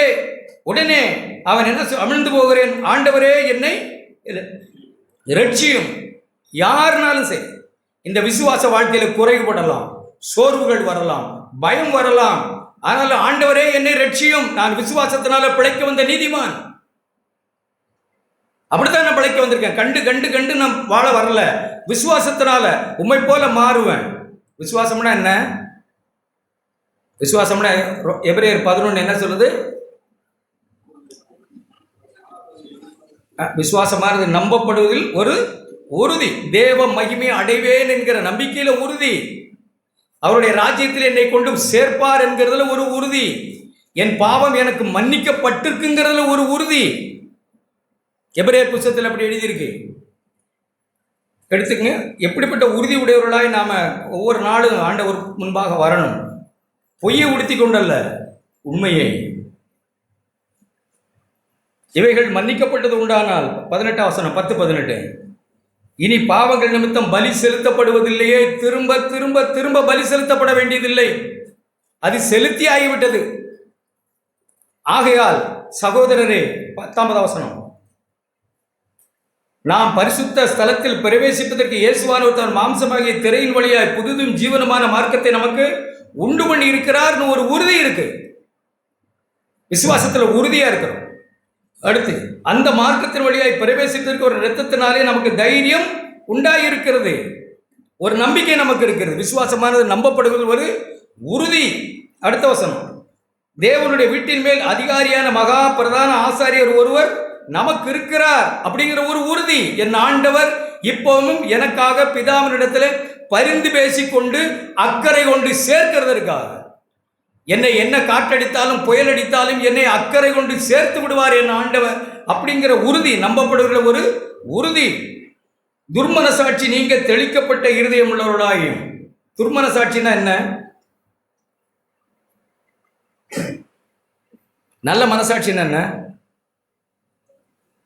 நல்ல மனசாட்சின்னு என்ன? தேவனுக்கு முன்பாக மனுஷனுக்கும் எப்பவும் ஒரு இடைவெளி, ஒரு பாவம், ஒரு பிரச்சனை இல்லாமல் இருக்கிறது. எப்பவும் தேவனோடு மனுஷரோடு ஒப்புரவாகி நல்ல மனசாட்சியை நம்ம இருதயமே நம்மளை குற்றவாளியாய் தீர்க்காதபடிக்கு நம்மளை பார்த்து கொள்கிற ஒரு வாழ்க்கை. துர்மனசாட்சினா என்ன?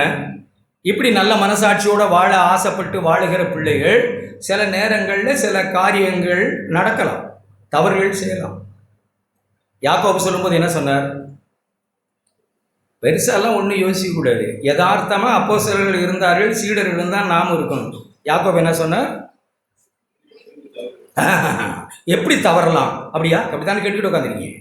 யாக்கோபு என்ன சொல்றார்? நாம் அநேக விஷயங்களில் தவறு சொன்னாரா? யோவான் அப்போஸ்தலன் என்ன சொன்னார்? 1 யோவான் 2 பிள்ளைகளே, பாவம் செய்யாதபடிக்கு இவைகளை உங்களுக்கு எழுதுகிறேன். என்னத்துக்கு எழுதுகிறாங்க? பாவம் செய்யாதபடிக்கு. அடுத்து என்ன எழுதி தெரியுமா உங்களுக்கு? ஆகிலும் ஒருவன் பாவம் செய்வானால் நீதிபரராய் இருக்கிற கிறிஸ்து நமக்காக பிதாவினிடத்தில் பரிந்து பேசுகிறவராய் என் ஆண்டவர் இருக்கிறார்.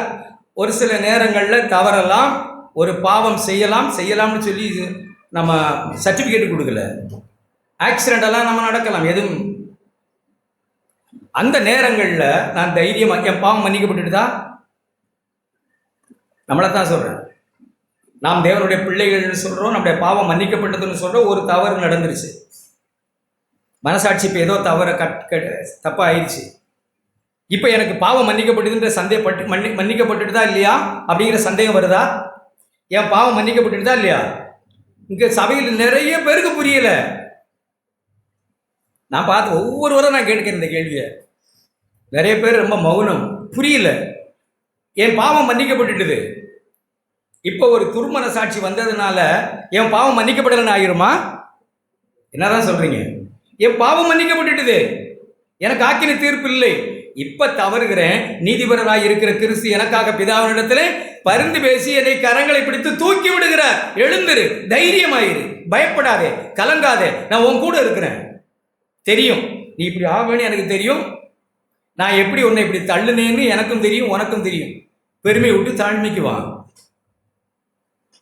கையை பிடித்து ஐயரேன்னு சொன்ன உடனே தூக்குனார். கையை நீட்டி பிடித்து தூக்கிட்டு என்ன சொன்னாங்கன்னு பாருங்க. அற்ப விசுவாசியே, விசுவாசம் இல்லாம போனா இந்த வாழ்க்கை வாழ்கிறது ரொம்ப சிரமம். விசுவாசத்தினால மட்டும்தான் இந்த ஆண்டவரை போல வாழும் வாழ்க்கை நம்மால வாழவே முடியும். விசுவாசத்தினால் உண்டாகிற ஒரு நீதி தான் நம்மளை அவரை போல மாற்றும். நாம ஏதோ செய்கிறோம்னு இல்லை, இன்னைக்கு செய்வோம் நாளைக்கு செய்யாம இருப்போம், இன்னைக்கு ஒரு நீதி செய்வோம் நாளைக்கு செய்யாம இருப்போம், அவ்வளவுதான். அப்புறம் குற்ற மனசாட்சியோடு அலைவோம். என் பாவங்கள் மன்னிக்கப்பட்டது, நான் ஆண்டவருடைய பிள்ளை. இப்பவும் எனக்காக பிதாவினிடத்தில் ஆண்டவர் பரிந்து பேசி கொண்டிருக்கிறார்.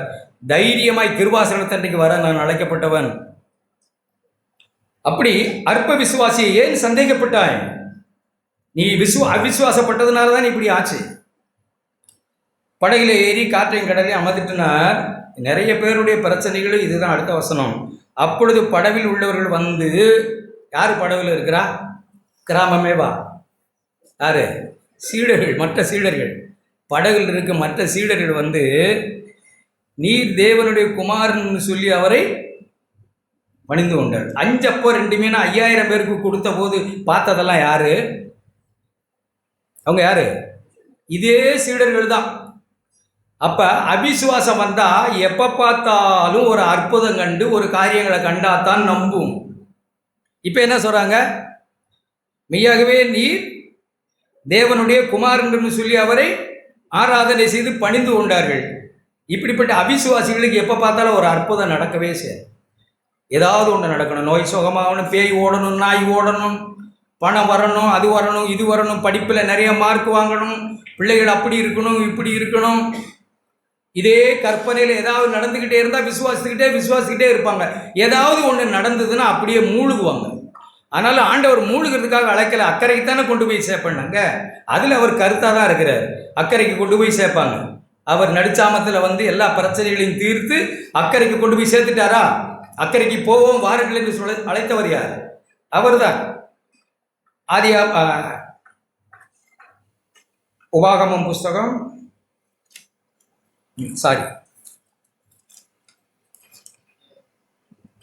நியாயாதிபதிகள் புஸ்தகம்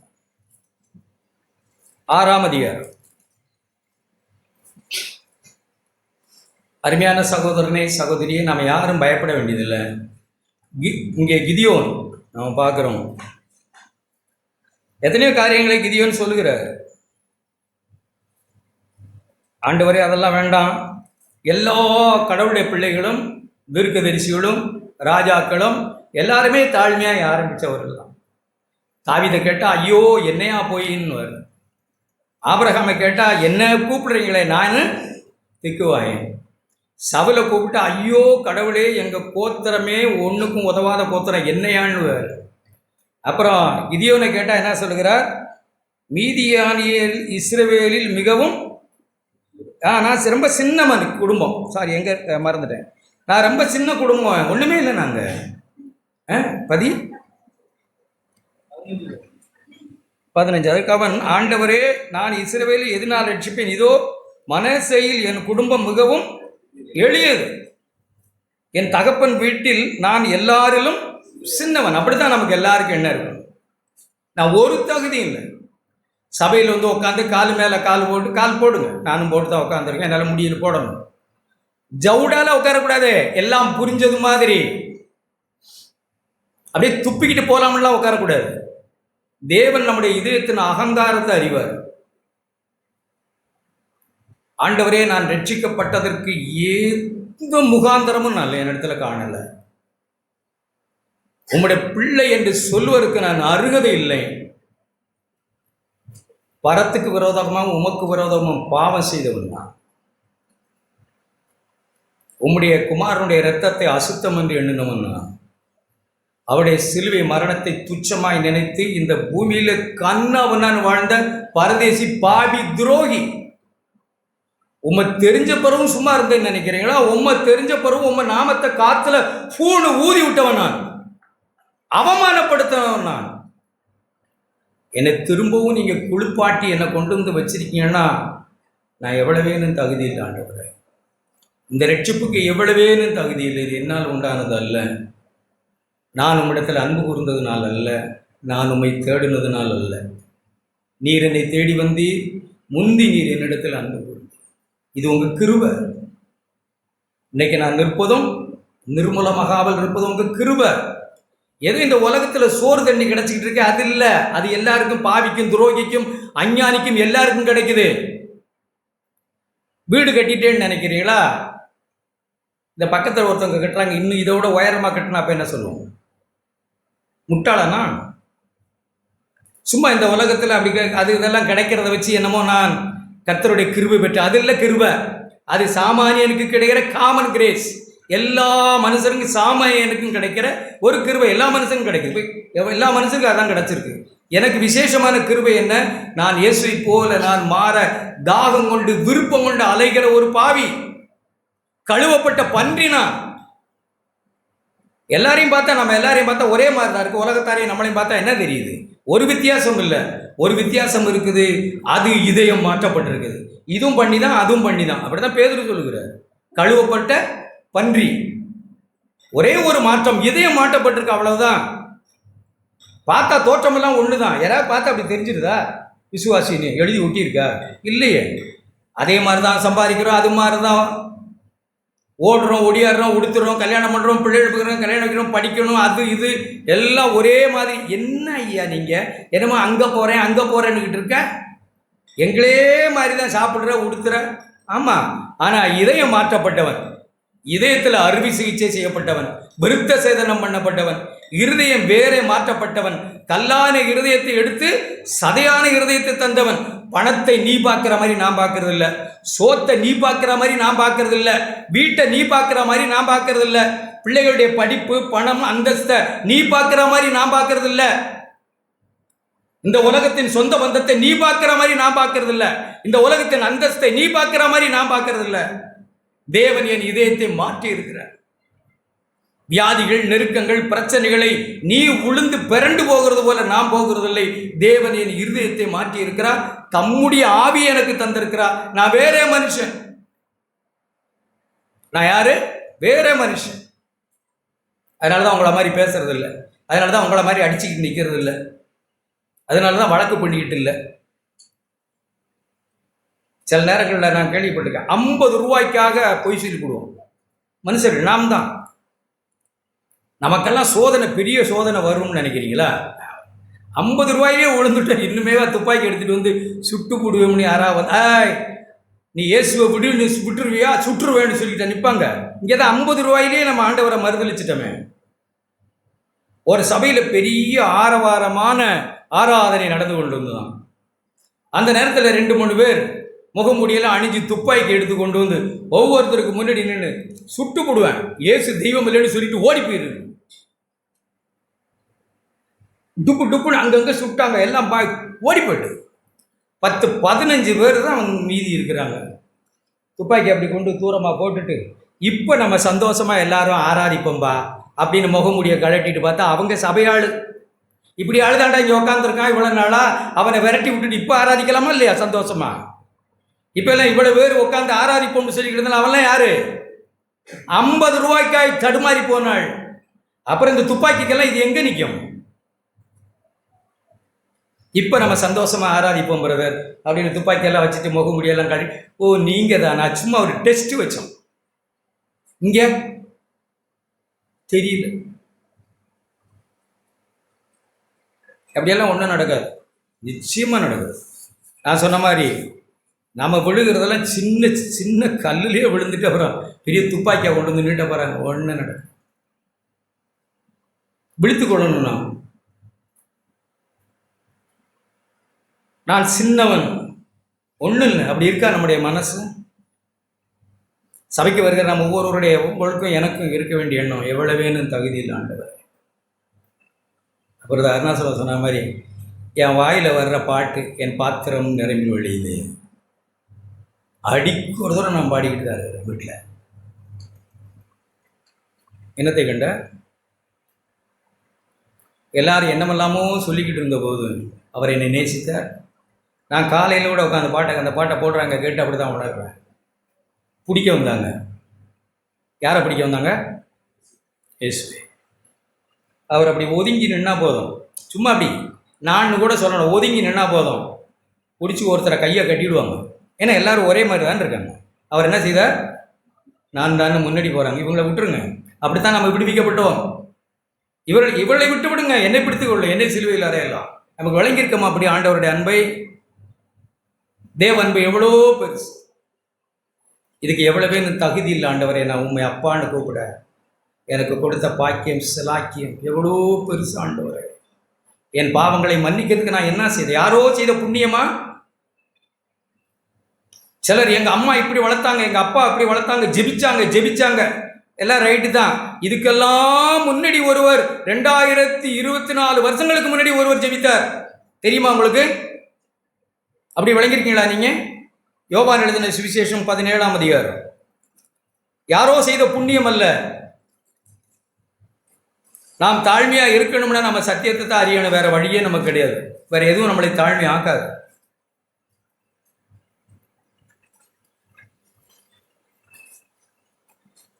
ஒன்பதாம் வசனம் 17:9. நான் அவர்களுக்காக வேண்டிக் கொள்கிறேன், சீசர்களுக்காக. உலகத்துக்காக வேண்டிக் கொள்ளல ஆண்டவரே, உங்களுடைய பிள்ளை சீசர்கள் எனக்கு கொடுத்த சீசர்களுக்காக வேண்டிக் கொள்கிறேன்.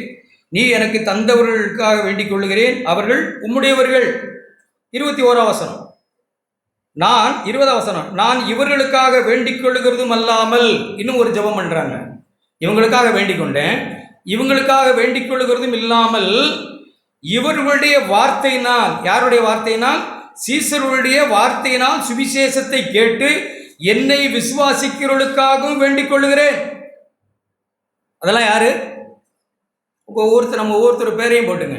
யாருக்காக வேண்டுனா? 2000 வருஷங்களுக்கு முன்னாடி ஆண்டவர் வேண்டின அப்போஸ்தலருடைய வாயிலிருந்து புறப்பட்டு வந்த சுவிசேஷ வார்த்தையை கேட்டு விசுவாசிக்கிற யாருக்காகவும் ஆண்டவர் 2000 வருஷங்களுக்கு முன்னாடி ஜெபிச்சுட்டார். இது யார் செய்த புண்ணியமா? அல்ல, தேவன் செய்த புண்ணியம். எப்படிலாம் நமக்கு இருதயம் அப்படி கிரிப் ஆகுதா? இதயம் என்னமோ நம்ம தான தர்மம், நம்ம தேவனை தேடணும். நான் உபவாசித்தேன், எங்கள் அம்மா என்ன சண்டே கிளாஸுக்கு அனுப்புனாங்க, ரட்சிக்கப்படவே மாட்டோம். ரட்சிக்கப்படலை. நான் சில பிள்ளைகள் கல்யாணமானவர்களை பார்த்து நான் சொல்கிறேன், நீங்கள் எப்படி வழங்கிருக்கீங்கன்னு தெரில, நீங்கள் ரட்சிக்கப்படலைன்னு சொல்கிறேன். நீங்கள் மறுபடியும் பிறக்கலை. சண்டே கிளாஸ் போயிருக்கலாம், சபையில் பிறந்திருக்கலாம், வளர்ந்துருக்கலாம், எல்லாம் செய்திருக்கலாம், ஆனால் மறுபடியும் பிறக்கலை. இந்த பிரச்சனைக்குரிய வாழ்க்கை இன்னும் தடிப்பான வார்த்தைகள், தடிப்பான காரியங்கள் போய்கிட்டே இருக்கு. புருஷ மனைவி வாக்குவாதங்களும் பிரச்சனைகளும் அதிகமாகிக்கிட்டே இருக்குன்னா, யாரோ ஒருவர் சாகல, யாரோ ஒருவர் என் பழைய மனுஷன் சிலுவையில் அறையப்பட்டான் என்று விசுவாசிக்கல, நான் கிறிஸ்துவுடனே கூட மரித்தவன் என்று 2 பேரும் விசுவாசிக்கல.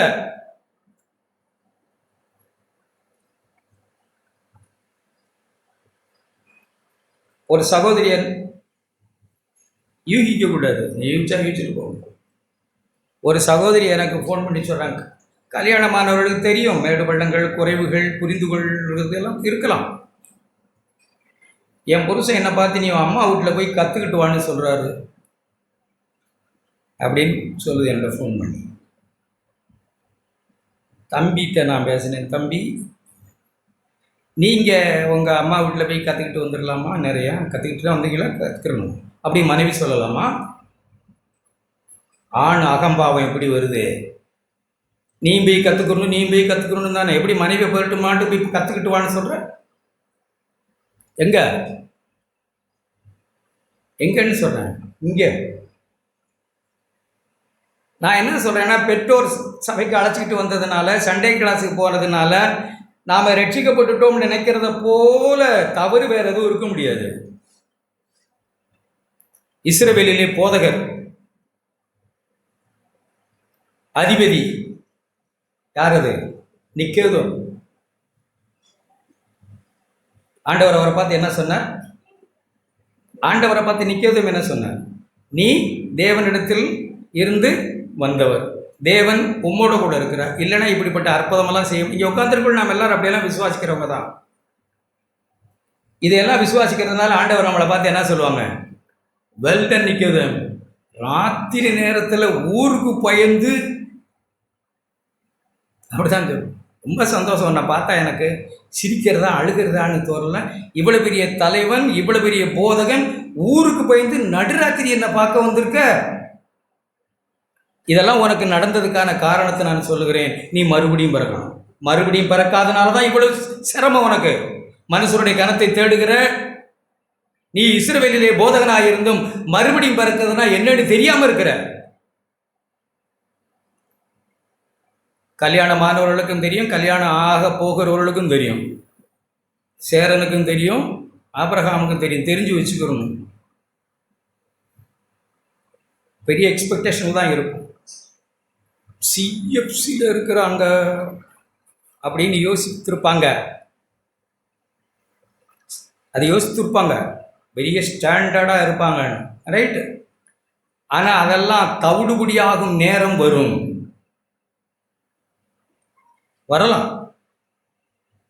நீங்கள் கேட்ட சத்தியத்தை நிலைப்படுத்தும் சோதனை வரும். மனைவி தாய் தகப்பனுடைய அதிகாரத்தை விட, தாய் தகப்பன் மேல் உங்கள் மேல் கொண்டிருந்த அதிகாரத்தை விட உங்கள் மேல் அதிகாரம் செலுத்த ஒருவர் வருகிறார். யாருக்கும் தாய்க்கும் தகப்பனும் இல்லாத உரிமை கொண்டாட ஒருவர் வருகிறார். அப்ப வரும், சோர்ந்து போகாதீங்க, எல்லாம் வரும். அப்ப வரும். எங்க அப்பா அம்மாவே இப்படி சொன்னதில்லை, நான் சொல்லுவேன். உரிமை அப்படியே எடுக்கிற ஒரு உடன் வேலையாள், உடன் ஊழியக்காரி, லைஃப் பார்ட்னர் வருவாங்க. அப்பா அம்மாவுக்கு இருந்த அதிகாரத்தெல்லாம் விட பெரிய அதிகாரத்தோட ஒருத்தர் வருவாங்க.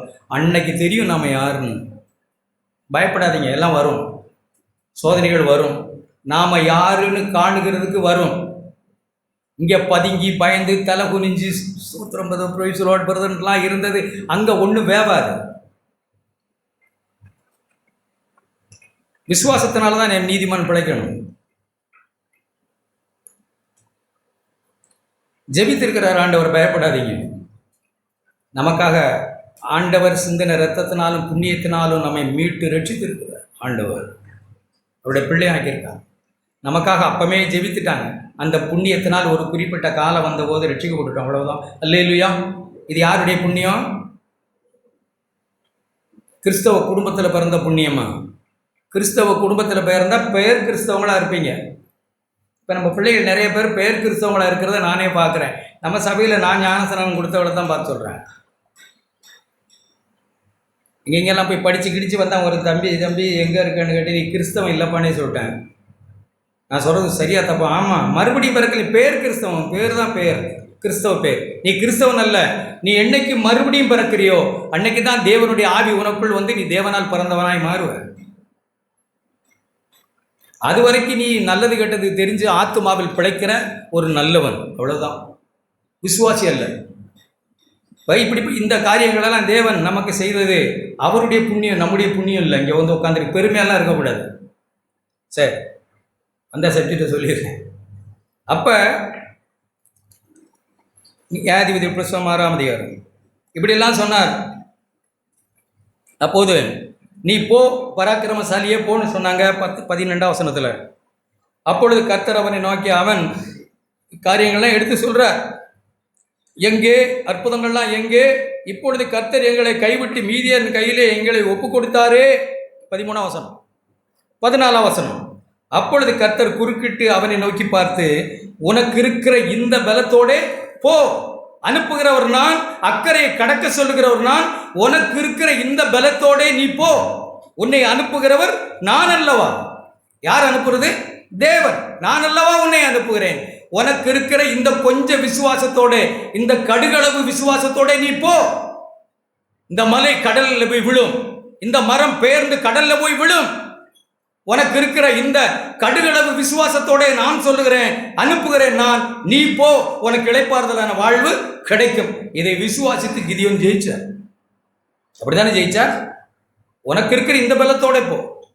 ஆண்டவரும் நம்மளை பார்த்து அப்படித்தாங்க சொல்றாங்க. உனக்கு இருக்கிற இந்த கடுகளவு விசுவாசத்தோட போ, பயப்படாத, நான் இருக்கிற உன் கூட. அடுத்து என்ன எழுதியிருக்கு? அதற்கு கர்த்தர் 15, நான் உன்னோட கூட இருப்பேன், இம்மானுவேல். கர்த்தர் நம்மோட இருக்கிறார். அப்படித்தான் வாக்கு பண்ணி இந்த கிறிஸ்துவ வாழ்க்கைக்கு நம்ம அழைச்சாங்க. நான் உன் கூட இருந்து இந்த வாழ்க்கையை நடப்பிப்பேன். உனக்கு நான் உனக்குள்ளே இருந்து என்னை உன்னிலே உருவாக்குவேன். பரிசுத்த ஆவியானவர் நமக்குள்ளே இருந்து கிறிஸ்துவின் சுபாவங்களை நம்மளிலே கட்டி எழுப்புவார். நாம் அல்ல, நம்மளை மரிக்க தூண்டுவார், பிழைக்காதேன்னு சொல்லுவார், நினைப்பூட்டுவார், இயேசுவை ஞாபகப்படுத்துவார் நமக்கு. அப்படித்தான் நம்ம யோவான் எழுதியிருக்கு. பரிசுத்த ஆவியானவர் வந்து இயேசுவிலிருந்து எடுத்து நமக்கு போதித்து தேவனை மகிமைப்படுத்துவார். இந்த வாழ்க்கை என்னால் உண்டானதுன்னு தலையை தூக்க விடாம, பிதாவே, இயேசுவே, இது உங்களால் உண்டான வாழ்வாண்டவரே, இது என்னால் உண்டானதல்ல. நீர் செடி, நான் கொடி, அவ்வளவுதான். உண்மையில நிலைத்து இருக்கிறேன். எனக்கு தலையை அப்படியே தலையை தூக்குறதுக்கு ஒண்ணுமே இல்லை. நான் கொடி செடியில இல்லாம போனேன்னா உலர்ந்து எரிக்கப்பட்டு போவேன். ஆண்டவரே, நான் அதிக கனிகளை கொடுக்கும்படிக்கு நீர் என்னை சுத்தமாக்குகிறீர், என்னை திருத்துகிறீர், என்னை உடைக்கிறீர், என்னை உருவாக்குகிறீர், பல சிக்ஷையினூடே என்னை நடத்துகிறீர். நான் மிகுந்த கனிகளை கொடுக்கும்படிக்கு. இது நான் உண்டாக்கவே முடியாது. இது உங்களால் உண்டானது, இது என்னால் உண்டானது அல்ல. விசுவாசிக்கிறோம். அப்படி ஆனால் அவிசுவாசம் வந்துருச்சுன்னா என்னெல்லாம் வரும்னு பாரு. எண்ணாகமம் புஸ்தகம் நமக்கு எல்லாருக்கும் தெரிஞ்ச சம்பவம் தான். திரும்ப அதை நாம் ஒரு முறை வாசிக்கலாம், ஞாபகப்படுத்தலாம். இந்த சம்பவங்களை நீங்கள் வாசித்து பாருங்கள். 14ஆம் அதிகாரம். எப்போதுமே அவிசுவாசம் நமக்கு வந்துச்சுன்னா, அவிசுவாசம்தான் தேவனுக்கு விரோதமான கலகம். தேவனுக்கு விரோதமாய் கலகம் பண்ணுகிறவர்கள் யார் அப்படின்னா அவிசுவாசிகள் தான். அவிசுவாசம் தான் தேவனுக்கு விரோதமாய் கலகம் பண்ணுகிற பொல்லாத இதயம். அப்படித்தான் எழுதியிருக்கு. எபிரேயர்ல என்ன எழுதியிருக்கு? அவிசுவாசம் உள்ள பொல்லாத இதயம். இங்கே ஆண்டவர் என்ன பேசுகிறார்? அனுப்புனாங்க 12 பேர் அனுப்புனாங்க. 12 பேர்ல அவிசுவாசிகள் சொல்லுகிறதை பாருங்கள். 27. அவர்கள் மோசேயை நோக்கி, நீர் எங்களை அனுப்பின தேசத்துக்கு நாங்கள் போய் வந்தோம். அது பாலும் தேனும் ஓடுகிற தேசம்தான். இது அதனுடைய கனி. எப்பவும் அவிசுவாசம் எப்போ பார்த்தாலும் ஒரு சில எவிடன்ஸை தான் காட்டும், சில ஆதாரங்களை அவிசுவாசம் சொல்லும். அது அப்படி இருக்கு, இது இப்படி இருக்கு, இது இப்படி இருக்கு, அது அப்படி இருக்கு, இப்படி தான் அவிசுவாசம் பேசும். அடுத்த வசனம், ஆனாலும் இது அதனுடைய கனி. ஆனாலும் என்ன? ஆனாலும் ஒன்று கீழே வந்துட்டு பட்டுன்னு அர்த்தம். ஆனாலும் அந்த தேசத்திலே குடியிருக்கிற ஜனங்கள் பலவான்கள். 13ஆம் அதிகாரம் 28ஆம் வசனம். பலவான்கள், பட்டணங்கள் அரணிப்பானவைகள் மிகவும் பெரியவைகளாக இருக்கிறது. அங்கே இருக்கிற அப்படியெல்லாம் பேசி வந்தாங்க. அப்பொழுது காலேப் மோசேக்கு முன்பாக ஜனங்களை அமர்த்தி, நாம் உடனே போய் அதை சுதந்திரித்துக் கொள்வோம், நாம் அதை எளிதாக ஜெயித்து கொள்ளலாம்.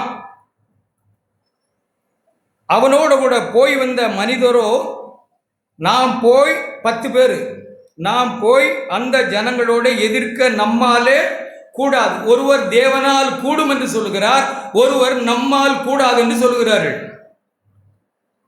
சபையில் 2 கூட்டம் எப்பவுமே இருக்கு, விசுவாசி அவிசுவாசி. சபையில் தான் அவிசுவாசின்னு யாரையும் நினைக்கக்கூடாது. சபையில் இருக்கிறவங்க தான் அவிசுவாசம் உள்ள பொல்லாத இருதயம், இது நம்மால கூடாது. விசுவாசிக்குள் இது நம்மளால் கூடும், ஜெயித்து கொள்ளலாம். அவனோட போய் வந்த மனிதரோ, நாம் போய் அந்த ஜனத்தோட எதிர்க்க நம்மாலே கூடாது என்றார்கள். இப்படி சொல்லி அந்த ஜனங்கள் பேசி 13 துர்ச்செய்தியை, அவிசுவாசிகள் எப்போதும் குறை பேசுகிற நன்றி இல்லாத ஜனம், எப்போதும் பிறரை குற்றப்படுத்தி கொண்டே இருக்கிற எத்தனையோ நன்மையை பற்றும் தேவனிடத்தில் நன்றி இல்லாத ஜனமாய் போகிறது யாருன்னா அவிசுவாசிகளாய் மாறுகிறவர்கள். விசுவாசிகள் எப்போது மிகுந்த நன்றி உள்ளவர்களாக இருக்கிறார்கள். அப்பொழுது சபையார் எல்லாரும் 14 கூக்கரிலிட்டு புலம்பினார்கள். ஜனங்கள் என்று முழுவதும் அழுதார்கள். அவிசுவாசிகளுக்கு வேற ஒன்றும் செய்ய முடியாது. அவர்கள் அழுது புலம்பி குறை சொல்லி குற்றப்படுத்தி, மனைவி புருஷனை மனைவி, அதை இதை, உங்க அப்பா எங்க அப்பா, உங்க அம்மா எங்க அம்மா, நம்ம அம்மா நம்ம அப்பா. அப்புறம் முடிச்சு வச்சா கல்யாணம் பண்ணி வச்ச அப்பா. வரும், உன்னை போய் பார்த்தேன் பாருன்னு வரும். அவிசுவாசியானா அப்படிதான் இருக்கும். எல்லாரும் மோசைக்கும் ஆரோனுக்கு விரோதம் முறுமுறுத்தார்கள். அவங்க சொல்ற பேச்சை பாருங்க என்னன்னு. அடுத்து படி, வீட்டில் போய் படிங்க. வேற வழி இல்லை. ஜனங்கள்லாம் ஒரே கூக்குரல் இருக்காங்க. நேர சாஷ்டாங்கம் அப்படியே காலிலே விழுந்துட்டாங்க. 2 பேரும் முகம் கூப்புற விழுந்தார்கள். வேற வழி, அவிசுவாசி இடத்துல வேற ஒண்ணுமே பேச முடியாது. மன்னிச்சிங்கன்னு சொல்லிட்டு நம்ம கிளம்பிடணும். எனக்கு தெரியலன்னு. நான்லாம் சில சமயத்தில் அப்படிதான், ஒன்றும் தெரியல, மன்னிச்சிருங்க, எனக்கும் ஆலோசனை சொல்ல தெரியல, நான் வர்றேன். வேற என்ன சொல்ல, அவிசுவாசிகள் ஆகிட்டோம்னா அவ்வளோதான், பிச்சு பீராச்சு. அதை கடிச்சு இதை கடிச்சு அப்புறம் மனுஷரையும் கடிச்சு. அவிசுவாசம் ஆகிட்டோம்னா நமக்கு ஒன்றுமே புரியாதுங்க. தேசத்தை சுற்றி பார்த்தவர்களில் நூனின் குமாரனாக யோசுவாவும் எப்புனின் குமாரனாக காலேவும் தங்கள் வஸ்திரங்களை, விசுவாசிகளுக்கு வேற என்ன செய்யறது, அவ்வளோதான், சட்டையை கிழிச்சிட்டு நான் வர்றேன்ப்பா, இல்லைன்னா நீ கிழிச்சிருவ. அவிசுவாசிகளை சிலரை பார்த்தீங்கன்னா அப்பா ஒன்றுமே செய்ய முடியாது நம்மால. கிழித்து கொண்டு இஸ்ரவேல் புத்திர சமஸ்த சபையை நோக்கி, நாங்கள் போய் சுற்றி பார்த்து சோதித்த தேசம் என்ன? மகா மோசமான தேசம்னு 10 பேர் சொல்கிறாங்க. மெஜாரிட்டி இந்த மைனாரிட்டி நல்ல தேசம்னு சொல்கிறாங்க. அடுத்து விசுவாசிகள் தான் எப்பவுமே மைனாரிட்டி. அவிசுவாசிகள் நிறைய பேர் சபையில் மெஜாரிட்டி தான் எப்போ நீங்கள் நினைக்கிற மாதிரி இல்லை. இடுக்கமான வாசலுடைய உட்பிரவேசிக்கிறவர்கள் விசுவாச வாழ்வுகள் எப்போவுமே கொஞ்சம் பேர் தான். அதை கண்டுபிடிக்கிறவங்களும் கொஞ்சம் பேர் தான். கர்த்தருக்கு விரோதம் மாத்திரம் கலகம் பண்ணாதுங்க. இந்த கலகத்துக்கு காரணம் என்ன? அவிசுவாசம். அவிசுவாசம் தான் கலகம். இவ்வளவு பெரிய தெய்வம், இவ்வளவு பெரிய நன்மைகளை செய்து வந்த தெய்வம் இனிய நடத்த மாட்டார் என்று அவருடைய வார்த்தையை சந்தேகிக்கிறதான கலகம். அவிசுவாசம் தான் கலகம். விசுவாசிக்காமல் இருக்கிறது தான் கலகம். கலகம்னா வேற ஒன்றும் யோசிக்க வேண்டாம். அவிசுவாசம் தான் கலகம். சந்தோஷம் என்ன தேவனுக்கு? வரும்போது 100 ரூபா பிச்சைக்காரனு போட்டு வந்தேனே, அதா நம்ம அப்படிதான் நினைச்சிட்டு இருக்கோம். ஒரு சில காரியங்களை செய்கிற ஆண்டவர் ரொம்ப சந்தோஷம். நீ தொடப்பத்தை முதல் கீழே போடு. ஆண்டவர் பேசுறது உங்களுக்கு, தொடப்பத்தை நீ கீழே போடு, இதை எடுத்துக்கிட்டு நீ விசுவாசி நினைச்சுக்க, போடு கடை. என்ன சந்தோஷப்படுத்துறது? தொடப்பத்தை எடுத்து பெருக்கி இல்ல, விசுவாசித்து என்னை மகிமைப்படுத்தணும். என் வார்த்தைகளை விசுவாசிக்க முடியாத நீ என்ன செய்து எனக்கு சந்தோஷம் தர முடியும்? சொல்லுங்க, என்ன செய்து சந்தோஷம் தர முடியும்? ஒரு பிள்ளை தகப்பன் தாய்க்கு என்ன சந்தோஷம் தர முடியும்? நம்பி எங்க அப்பா அம்மா இருக்கிறாங்க, நல்லதுக்கு தான் செய்வாங்க. இந்த பூமியில தேவனுக்கு அடுத்து என் மேல மிகுந்த அன்பு வைத்திருக்கிற ஒரே ஒரு 2 ஜீவன்னா அது என் தகப்பனும் தாயும் தான். நம்பிக்கொண்டு இருக்கிற பிள்ளைகள் மேலதான் பெற்றோருக்கு சந்தோஷம். இந்த உலகத்துல தேவன் தான் சகலமும். தாயின் கற்பத்தில் உருவாகும் முன்னே என்னை முன்குறித்தவர், உலகம் உண்டாவதற்கு முன்னே என்னை பெயரிட்டு அழைத்த ஆண்டவர் ஒருவர் இருக்கிறார் என்று விசுவாசிக்கிறது போல ஆண்டவருக்கு சந்தோஷம் வேற என்ன இருக்க முடியும்? ஆண்டவருக்கு ஒரே ஒரு சந்தோஷம் இருக்குன்னா விசுவாசம் தான். விசுவாசம் இல்லாமல் தேவனை பிரியப்படுத்த முடியாத ஒரு பிரியமா இருக்க மாட்டார். கேம் பாருங்க, கர்த்தர் நம்மோட கூட இருக்கிறார். என்ன சொல்றாங்க 9ஆம் வசனத்துல? கலகம் பண்ணாதீங்க, பயப்பட வேண்டியதில்லை, அவர்கள் நமக்கு இரையாவார்கள், அவர்களை காத்த நிழல் விலகிடுச்சு, கர்த்தர் நம்மோட கூட இருக்கிறார், அவர்களுக்கு பயப்பட வேண்டியதில்லை. கல் எடுத்தாங்க எரியறதுக்கெல்லாம் அவங்கள.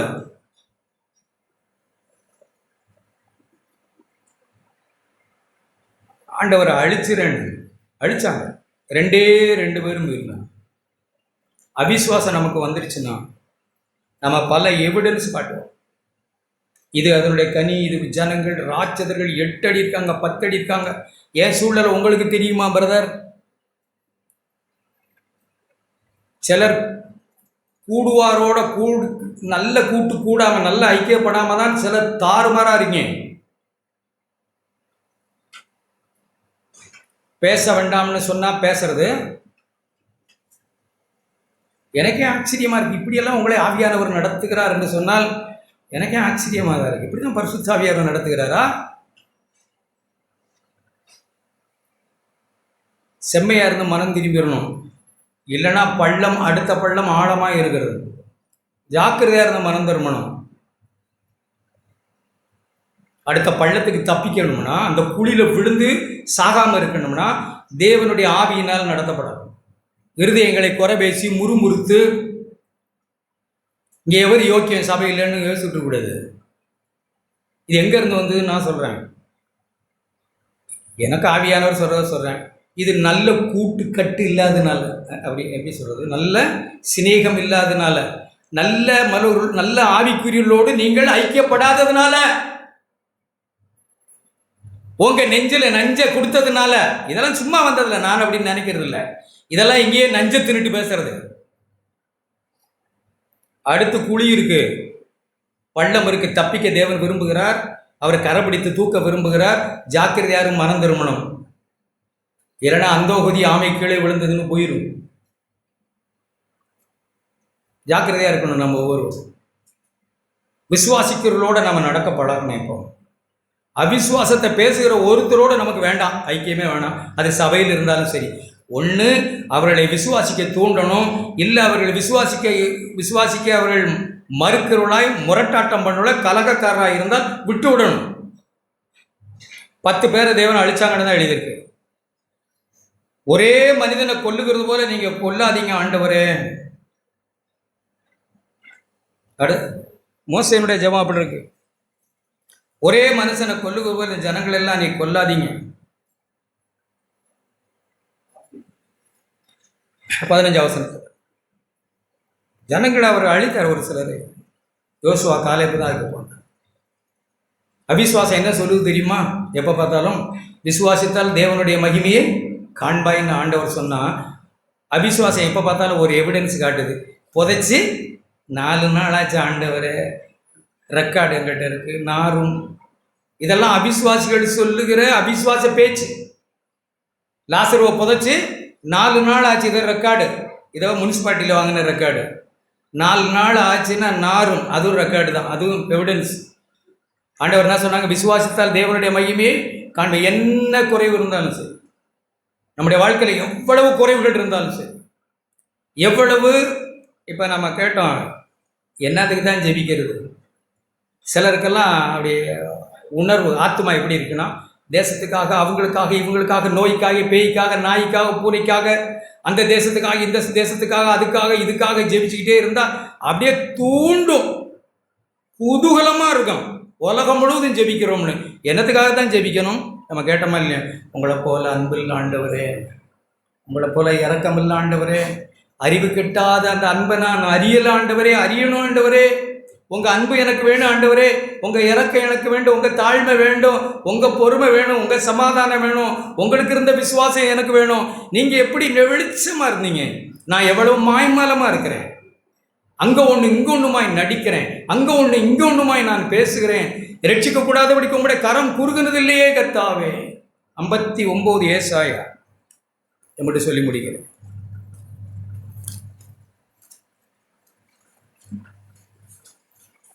முதல் வசனம் நாம் ஜெபிக்கலாம் அப்படி. ரட்சிக்கக்கூடாதபடிக்கு உங்களுடைய கரம் குறுகுனது இல்லையே கர்த்தாவே, கேட்கக்கூடாதபடிக்கு உங்களுடைய செவிகள் மந்தம் இல்லையே ஆண்டவரே. என்னுடைய அக்கிரமங்கள் தான் உமக்கும் எனக்கும் நடுவாக பிரிவினை உண்டாக்குகிறதே. என்னுடைய பாவங்களே உமக்கும் எனக்கும் செவி கொடுக்காதபடிக்கு முகத்தை மறைக்குதே ஆண்டவரே.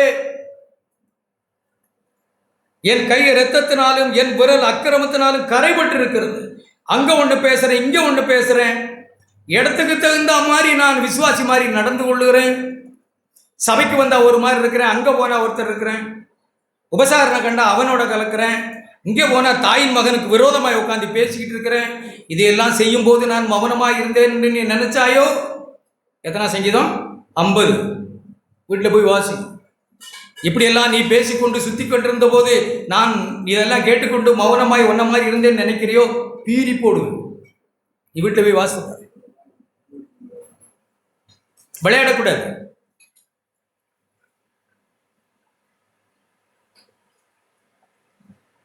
பொய்யை பேசி உங்கள் உதடுகள் பொய்யை பேசி உங்கள் நாவு நியாயக்கேட்டை வசனிக்கிறது.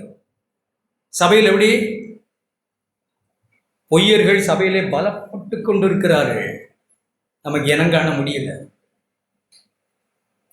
பொய்யையே மறைவிடமாய் கொண்டு பலப்பட்டு கொண்டிருக்கிறார்கள். நமக்கு கண்ணுக்கு தெரியல. அவர்களுக்கு நான் பிரதர் பிரதர் பிரதர்னு இருக்கேன். எனக்கு புரியல. ஏன்னா ஆவிக்குரிய டிசைன்மெண்ட் இல்லை. அதனால் நியாயக்கேட்டை வசனித்து சொல்கிறார்கள். நீதியை தேடுகிறவன் இல்லை, சத்தியத்தின்படி வழக்காடுகிறவனும் இல்லை. மாயை நம்பி அபத்தமானதை பேசுகிறார்கள். தீமையை கற்பெந்தரித்து பிறக்கிற பிள்ளை என்ன? பாவம்.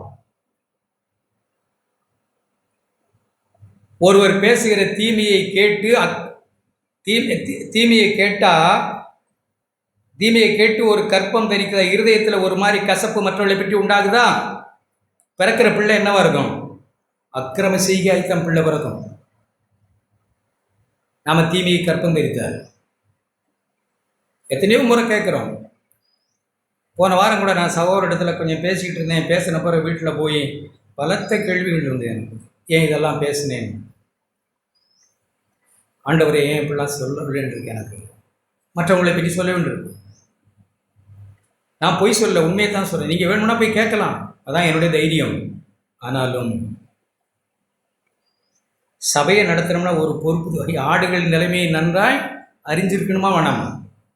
ஒரு சபை நடத்துகிறோம்னா ஒவ்வொரு ஆடையும் இது நசல் கொண்டதா, கால் ஒடிஞ்சதா, இது எப்படி இருக்குது, என்ன சொல்கிறது தெரியலையே, கர்ப்பமாக இருக்குது இந்த ஆடு, இது குட்டி போட்டு மலடாக இருக்குது, இது குட்டி போட்டிருக்கு, இது பால் கொடுக்குது, இது கால் ஒடிஞ்சிருக்கு, இது நையின்னு இருக்குது அப்படின்னு ஆடுகளை பற்றி நல்லா அறிஞ்சாத்தானே. ஆடுகளை பற்றி நல்லா அறியணும் ஆண்டவரே. நான் அந்த அர்த்தத்தில் தான் ஆண்டவரே சொல்கிறேன். கசப்பையும் வெறுப்பையும் உண்டாக்குறது சபையை விசாரிக்கணும்னு நல்லபடியா. வெளுத்ததெல்லாம் பாலுன்னு நம்ம எப்படி இறங்க முடியும்? இல்லை, வெளுத்ததெல்லாம் பாலுன்னு நான் நம்புறது இல்லை. என்னையே நான் நம்புறதில்லை. அப்புறம் எப்படி? நான் என்னையே நம்புறதில்லை. நான் ஆண்டவரத்தை நான் நல்லவன் அல்ல. அப்புறம் எப்படி என்னையே நம்பாத நான் எப்படி வெளுத்தெல்லாம் பாலுன்னு நம்ப முடியும்? சில டிசைன்மெண்ட் பகுத்து அறிகிறோம். நான் அப்படி நான் பெறுகிறார்கள். கட்டுவிரியன் முட்டைகளை அடகாக்கிறது கட்டுவிரியன் முட்டை. சகோதரா, நாம் அடகாக்கிறது கட்டுவிரிய முட்டை.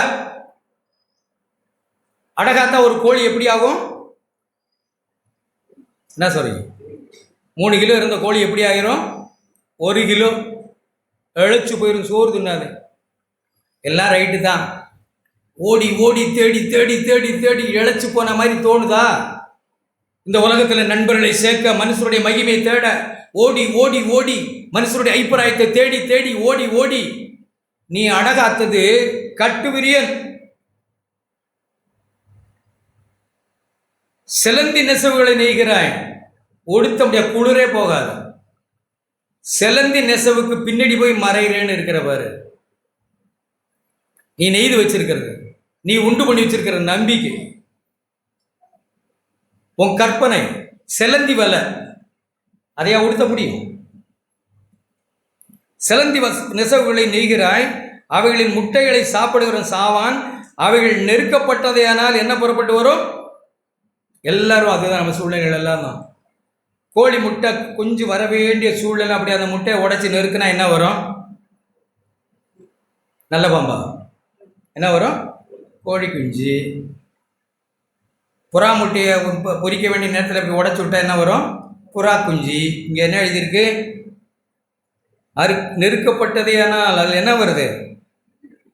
விரியன் புறப்படும். சில சூழ்நிலைகள், சில நெருக்கங்கள் தான் நம்முடைய வாயின் வார்த்தைகளாய் செயலாய் வெளியே வருகிறது. அது விரியம் பாம்பு குட்டின்னு புரிகிறோமா? எவ்வளவு விஷம் உள்ளது நாம் அடகாத்த முட்டைக்குள்ளே இருந்ததுன்னு தெரியுதா? நம்மளை நல்லவங்க நினைச்சோமே, அப்படி நினைச்சோமே, அப்படியே நைஸாக நடந்தோமே, ஒரு சூழ்நிலை வந்து நெருக்கின போது நான் எப்படி ஆகிறேன்? இப்போ அதுக்குள்ளே இருந்து என்ன வருது? பிறரை நியாயந்திருக்கிறோம், குற்றப்படுத்துகிறோம். என்ன சொல்கிறேன்? நீ நீதிமானா பிரதர்? நானும் நீதிமான் இல்லை, நீ நீதிமான் இல்லைன்னா பரவாயில்ல, ஓகே, சவால். அடுத்து எப்படி நம்ம எப்படி நம்ம நெருக்குனா என்னமெல்லாம் நம்மளை பாதுகாத்துக் கொள்ளுகிறதற்காக நாம் எடுக்கிற யுக்திகள். நெருக்கப்பட்ட எனக்கும் தான் உங்களுக்கும் குடும்ப சூழல்கள், புருஷன் மனைவி பிள்ளைகள் சபை எல்லாத்துலேயும் சில நேரங்களில் நெருக்கப்படுவோம். அந்த நேரங்களில் அழகாக வெள்ளையாக இருக்கிற அந்த முட்டையிலிருந்து என்ன வெளியே வருது? என்ன எழுதியிருக்கு? விரியன். அவைகளின் நெசவுகள் வஸ்திரங்களுக்கு ஏற்றவர்கள் அல்ல, தங்கள் கிரியைகளாலே தங்களை மூடிக்கொள்ள மாட்டார்கள். அவள் கிரியைகள் அக்கிரம கிரிகள், கொடுமையான செய்கள் அவை கைகளில் இருக்கிறது. பொல்லாப்பு செய்ய ஓடி குற்றமில்லாத இரத்தத்தை சிந்த தீவிரிக்கிறது. அவர்கள் நினைவுகள் அக்கிரம நினைவுகள், வாழ்க்கடிப்பும் அழிவும் அவர்கள் வழிகளில் இருக்கிறது. சமாதான வழியே அவர்கள் அறியார்கள். 10 குருடரை போல சுவரை பிடித்து கண்ணில்லாதவரை போல சூழ்நிலைகள் நெருக்கங்களில் தடவுகிறார்கள். கர்த்தரை விட்டு விட்டார்கள். கர்த்தருடைய ஆலோசனை, கர்த்தருடைய வழிநடத்தல் எதுவும் இல்லை. குருடரை போல தடைகள் நடக்கிறார். யார் இவர்கள்? முதவசனம். இதெல்லாம் தேவன் செவி கொடுக்க முடியாத ஜனம். தேவன் அவர்களுக்கு செவி கொடுக்கலன்னு எழுதியிருக்கு முதவசனத்தில். ஏன்? அவர்களுக்கு ஒரு சோத்துக்கு பின்னாடி அந்த பக்கம் ஆண்டவர் நிற்கிறார், இந்த பக்கம் நிற்கிறாங்க, ஒன்றுமே கொடுக்க முடியல. சில நேரங்களில் சில நெருக்கங்களில் கடந்து போகிறதை குறித்து நாம் சிந்திப்போம். ஏன் இந்த காரியங்களில் நான் கடந்து போகிறேன்? நன்மை செய்து பாடுபடலாம். தேவன் நடத்தினா நாம் போகலாம், படகுல ஏறி வந்து காப்பாற்றிடுவாங்க. தேவன் நடத்தாத போகிறோமா? தேவன் அக்கறைக்கு போக சொல்லாம அக்கறைக்கு போக புறப்பட்டு வந்த ஆளா? தேவன் அழைக்காம இங்க வந்து உட்காந்துருக்கோமா? யாரோ கூப்பிட்டதுனால இங்க உட்காந்து குத்துதே குடையுதுன்னு தான் இருக்கும், கடைசி வரைக்கும் இருக்கும். இடத்த வேணா காலி பண்ணலாம், வேற வழி இல்லை. ஏன்னா தேவன் ஒன்றும் சொல்ல, நாம பாட்டில் வந்தோம், நாம பாட்டில் மீசையை முறுக்கிட்டு வந்து உட்காந்துருக்கோம். அக்கறைக்கு போகணும் தேவன் சொல்லல, அக்கறைக்கு போவோம் வாருங்கள் என்று தேவனும் அழைக்கல. நான் ஏதோ என் சாமர்த்தியத்தில் வந்து உட்காந்துருக்கேன். கடைசி வரைக்கும் அது முள்ளில் உதைக்கிறது போல தான் இருக்கும். ஆழமா மனம் திரும்பிடணும். ஆண்டவரே நீங்க சொன்னா நான் போறேன், நீங்க சொல்லி நான் போறேன். எந்த சூழலில் நெருக்கங்களிலும் புயலிலும் காற்றிலும் நடு சாமத்தில் வந்து நீங்கள் காற்றையும் கடலையும் அதட்டுவீங்க. போக சொன்னவர் நீர், உன்னை அனுப்புகிறவர் நான் அல்லவா? உனக்கு இருக்கிற இந்த பலத்தோட போ என்று சொன்னவர் நீர் அல்லவா? ஆண்டவரே உம்முடைய நாமத்தில் நான் புறப்பட்டு இந்த வாழ்க்கைக்காக வந்திருக்கிறேன். அல்லேலூயா, ஆமென். நம்ம எல்லாரும் எழுந்திருக்கலாம்.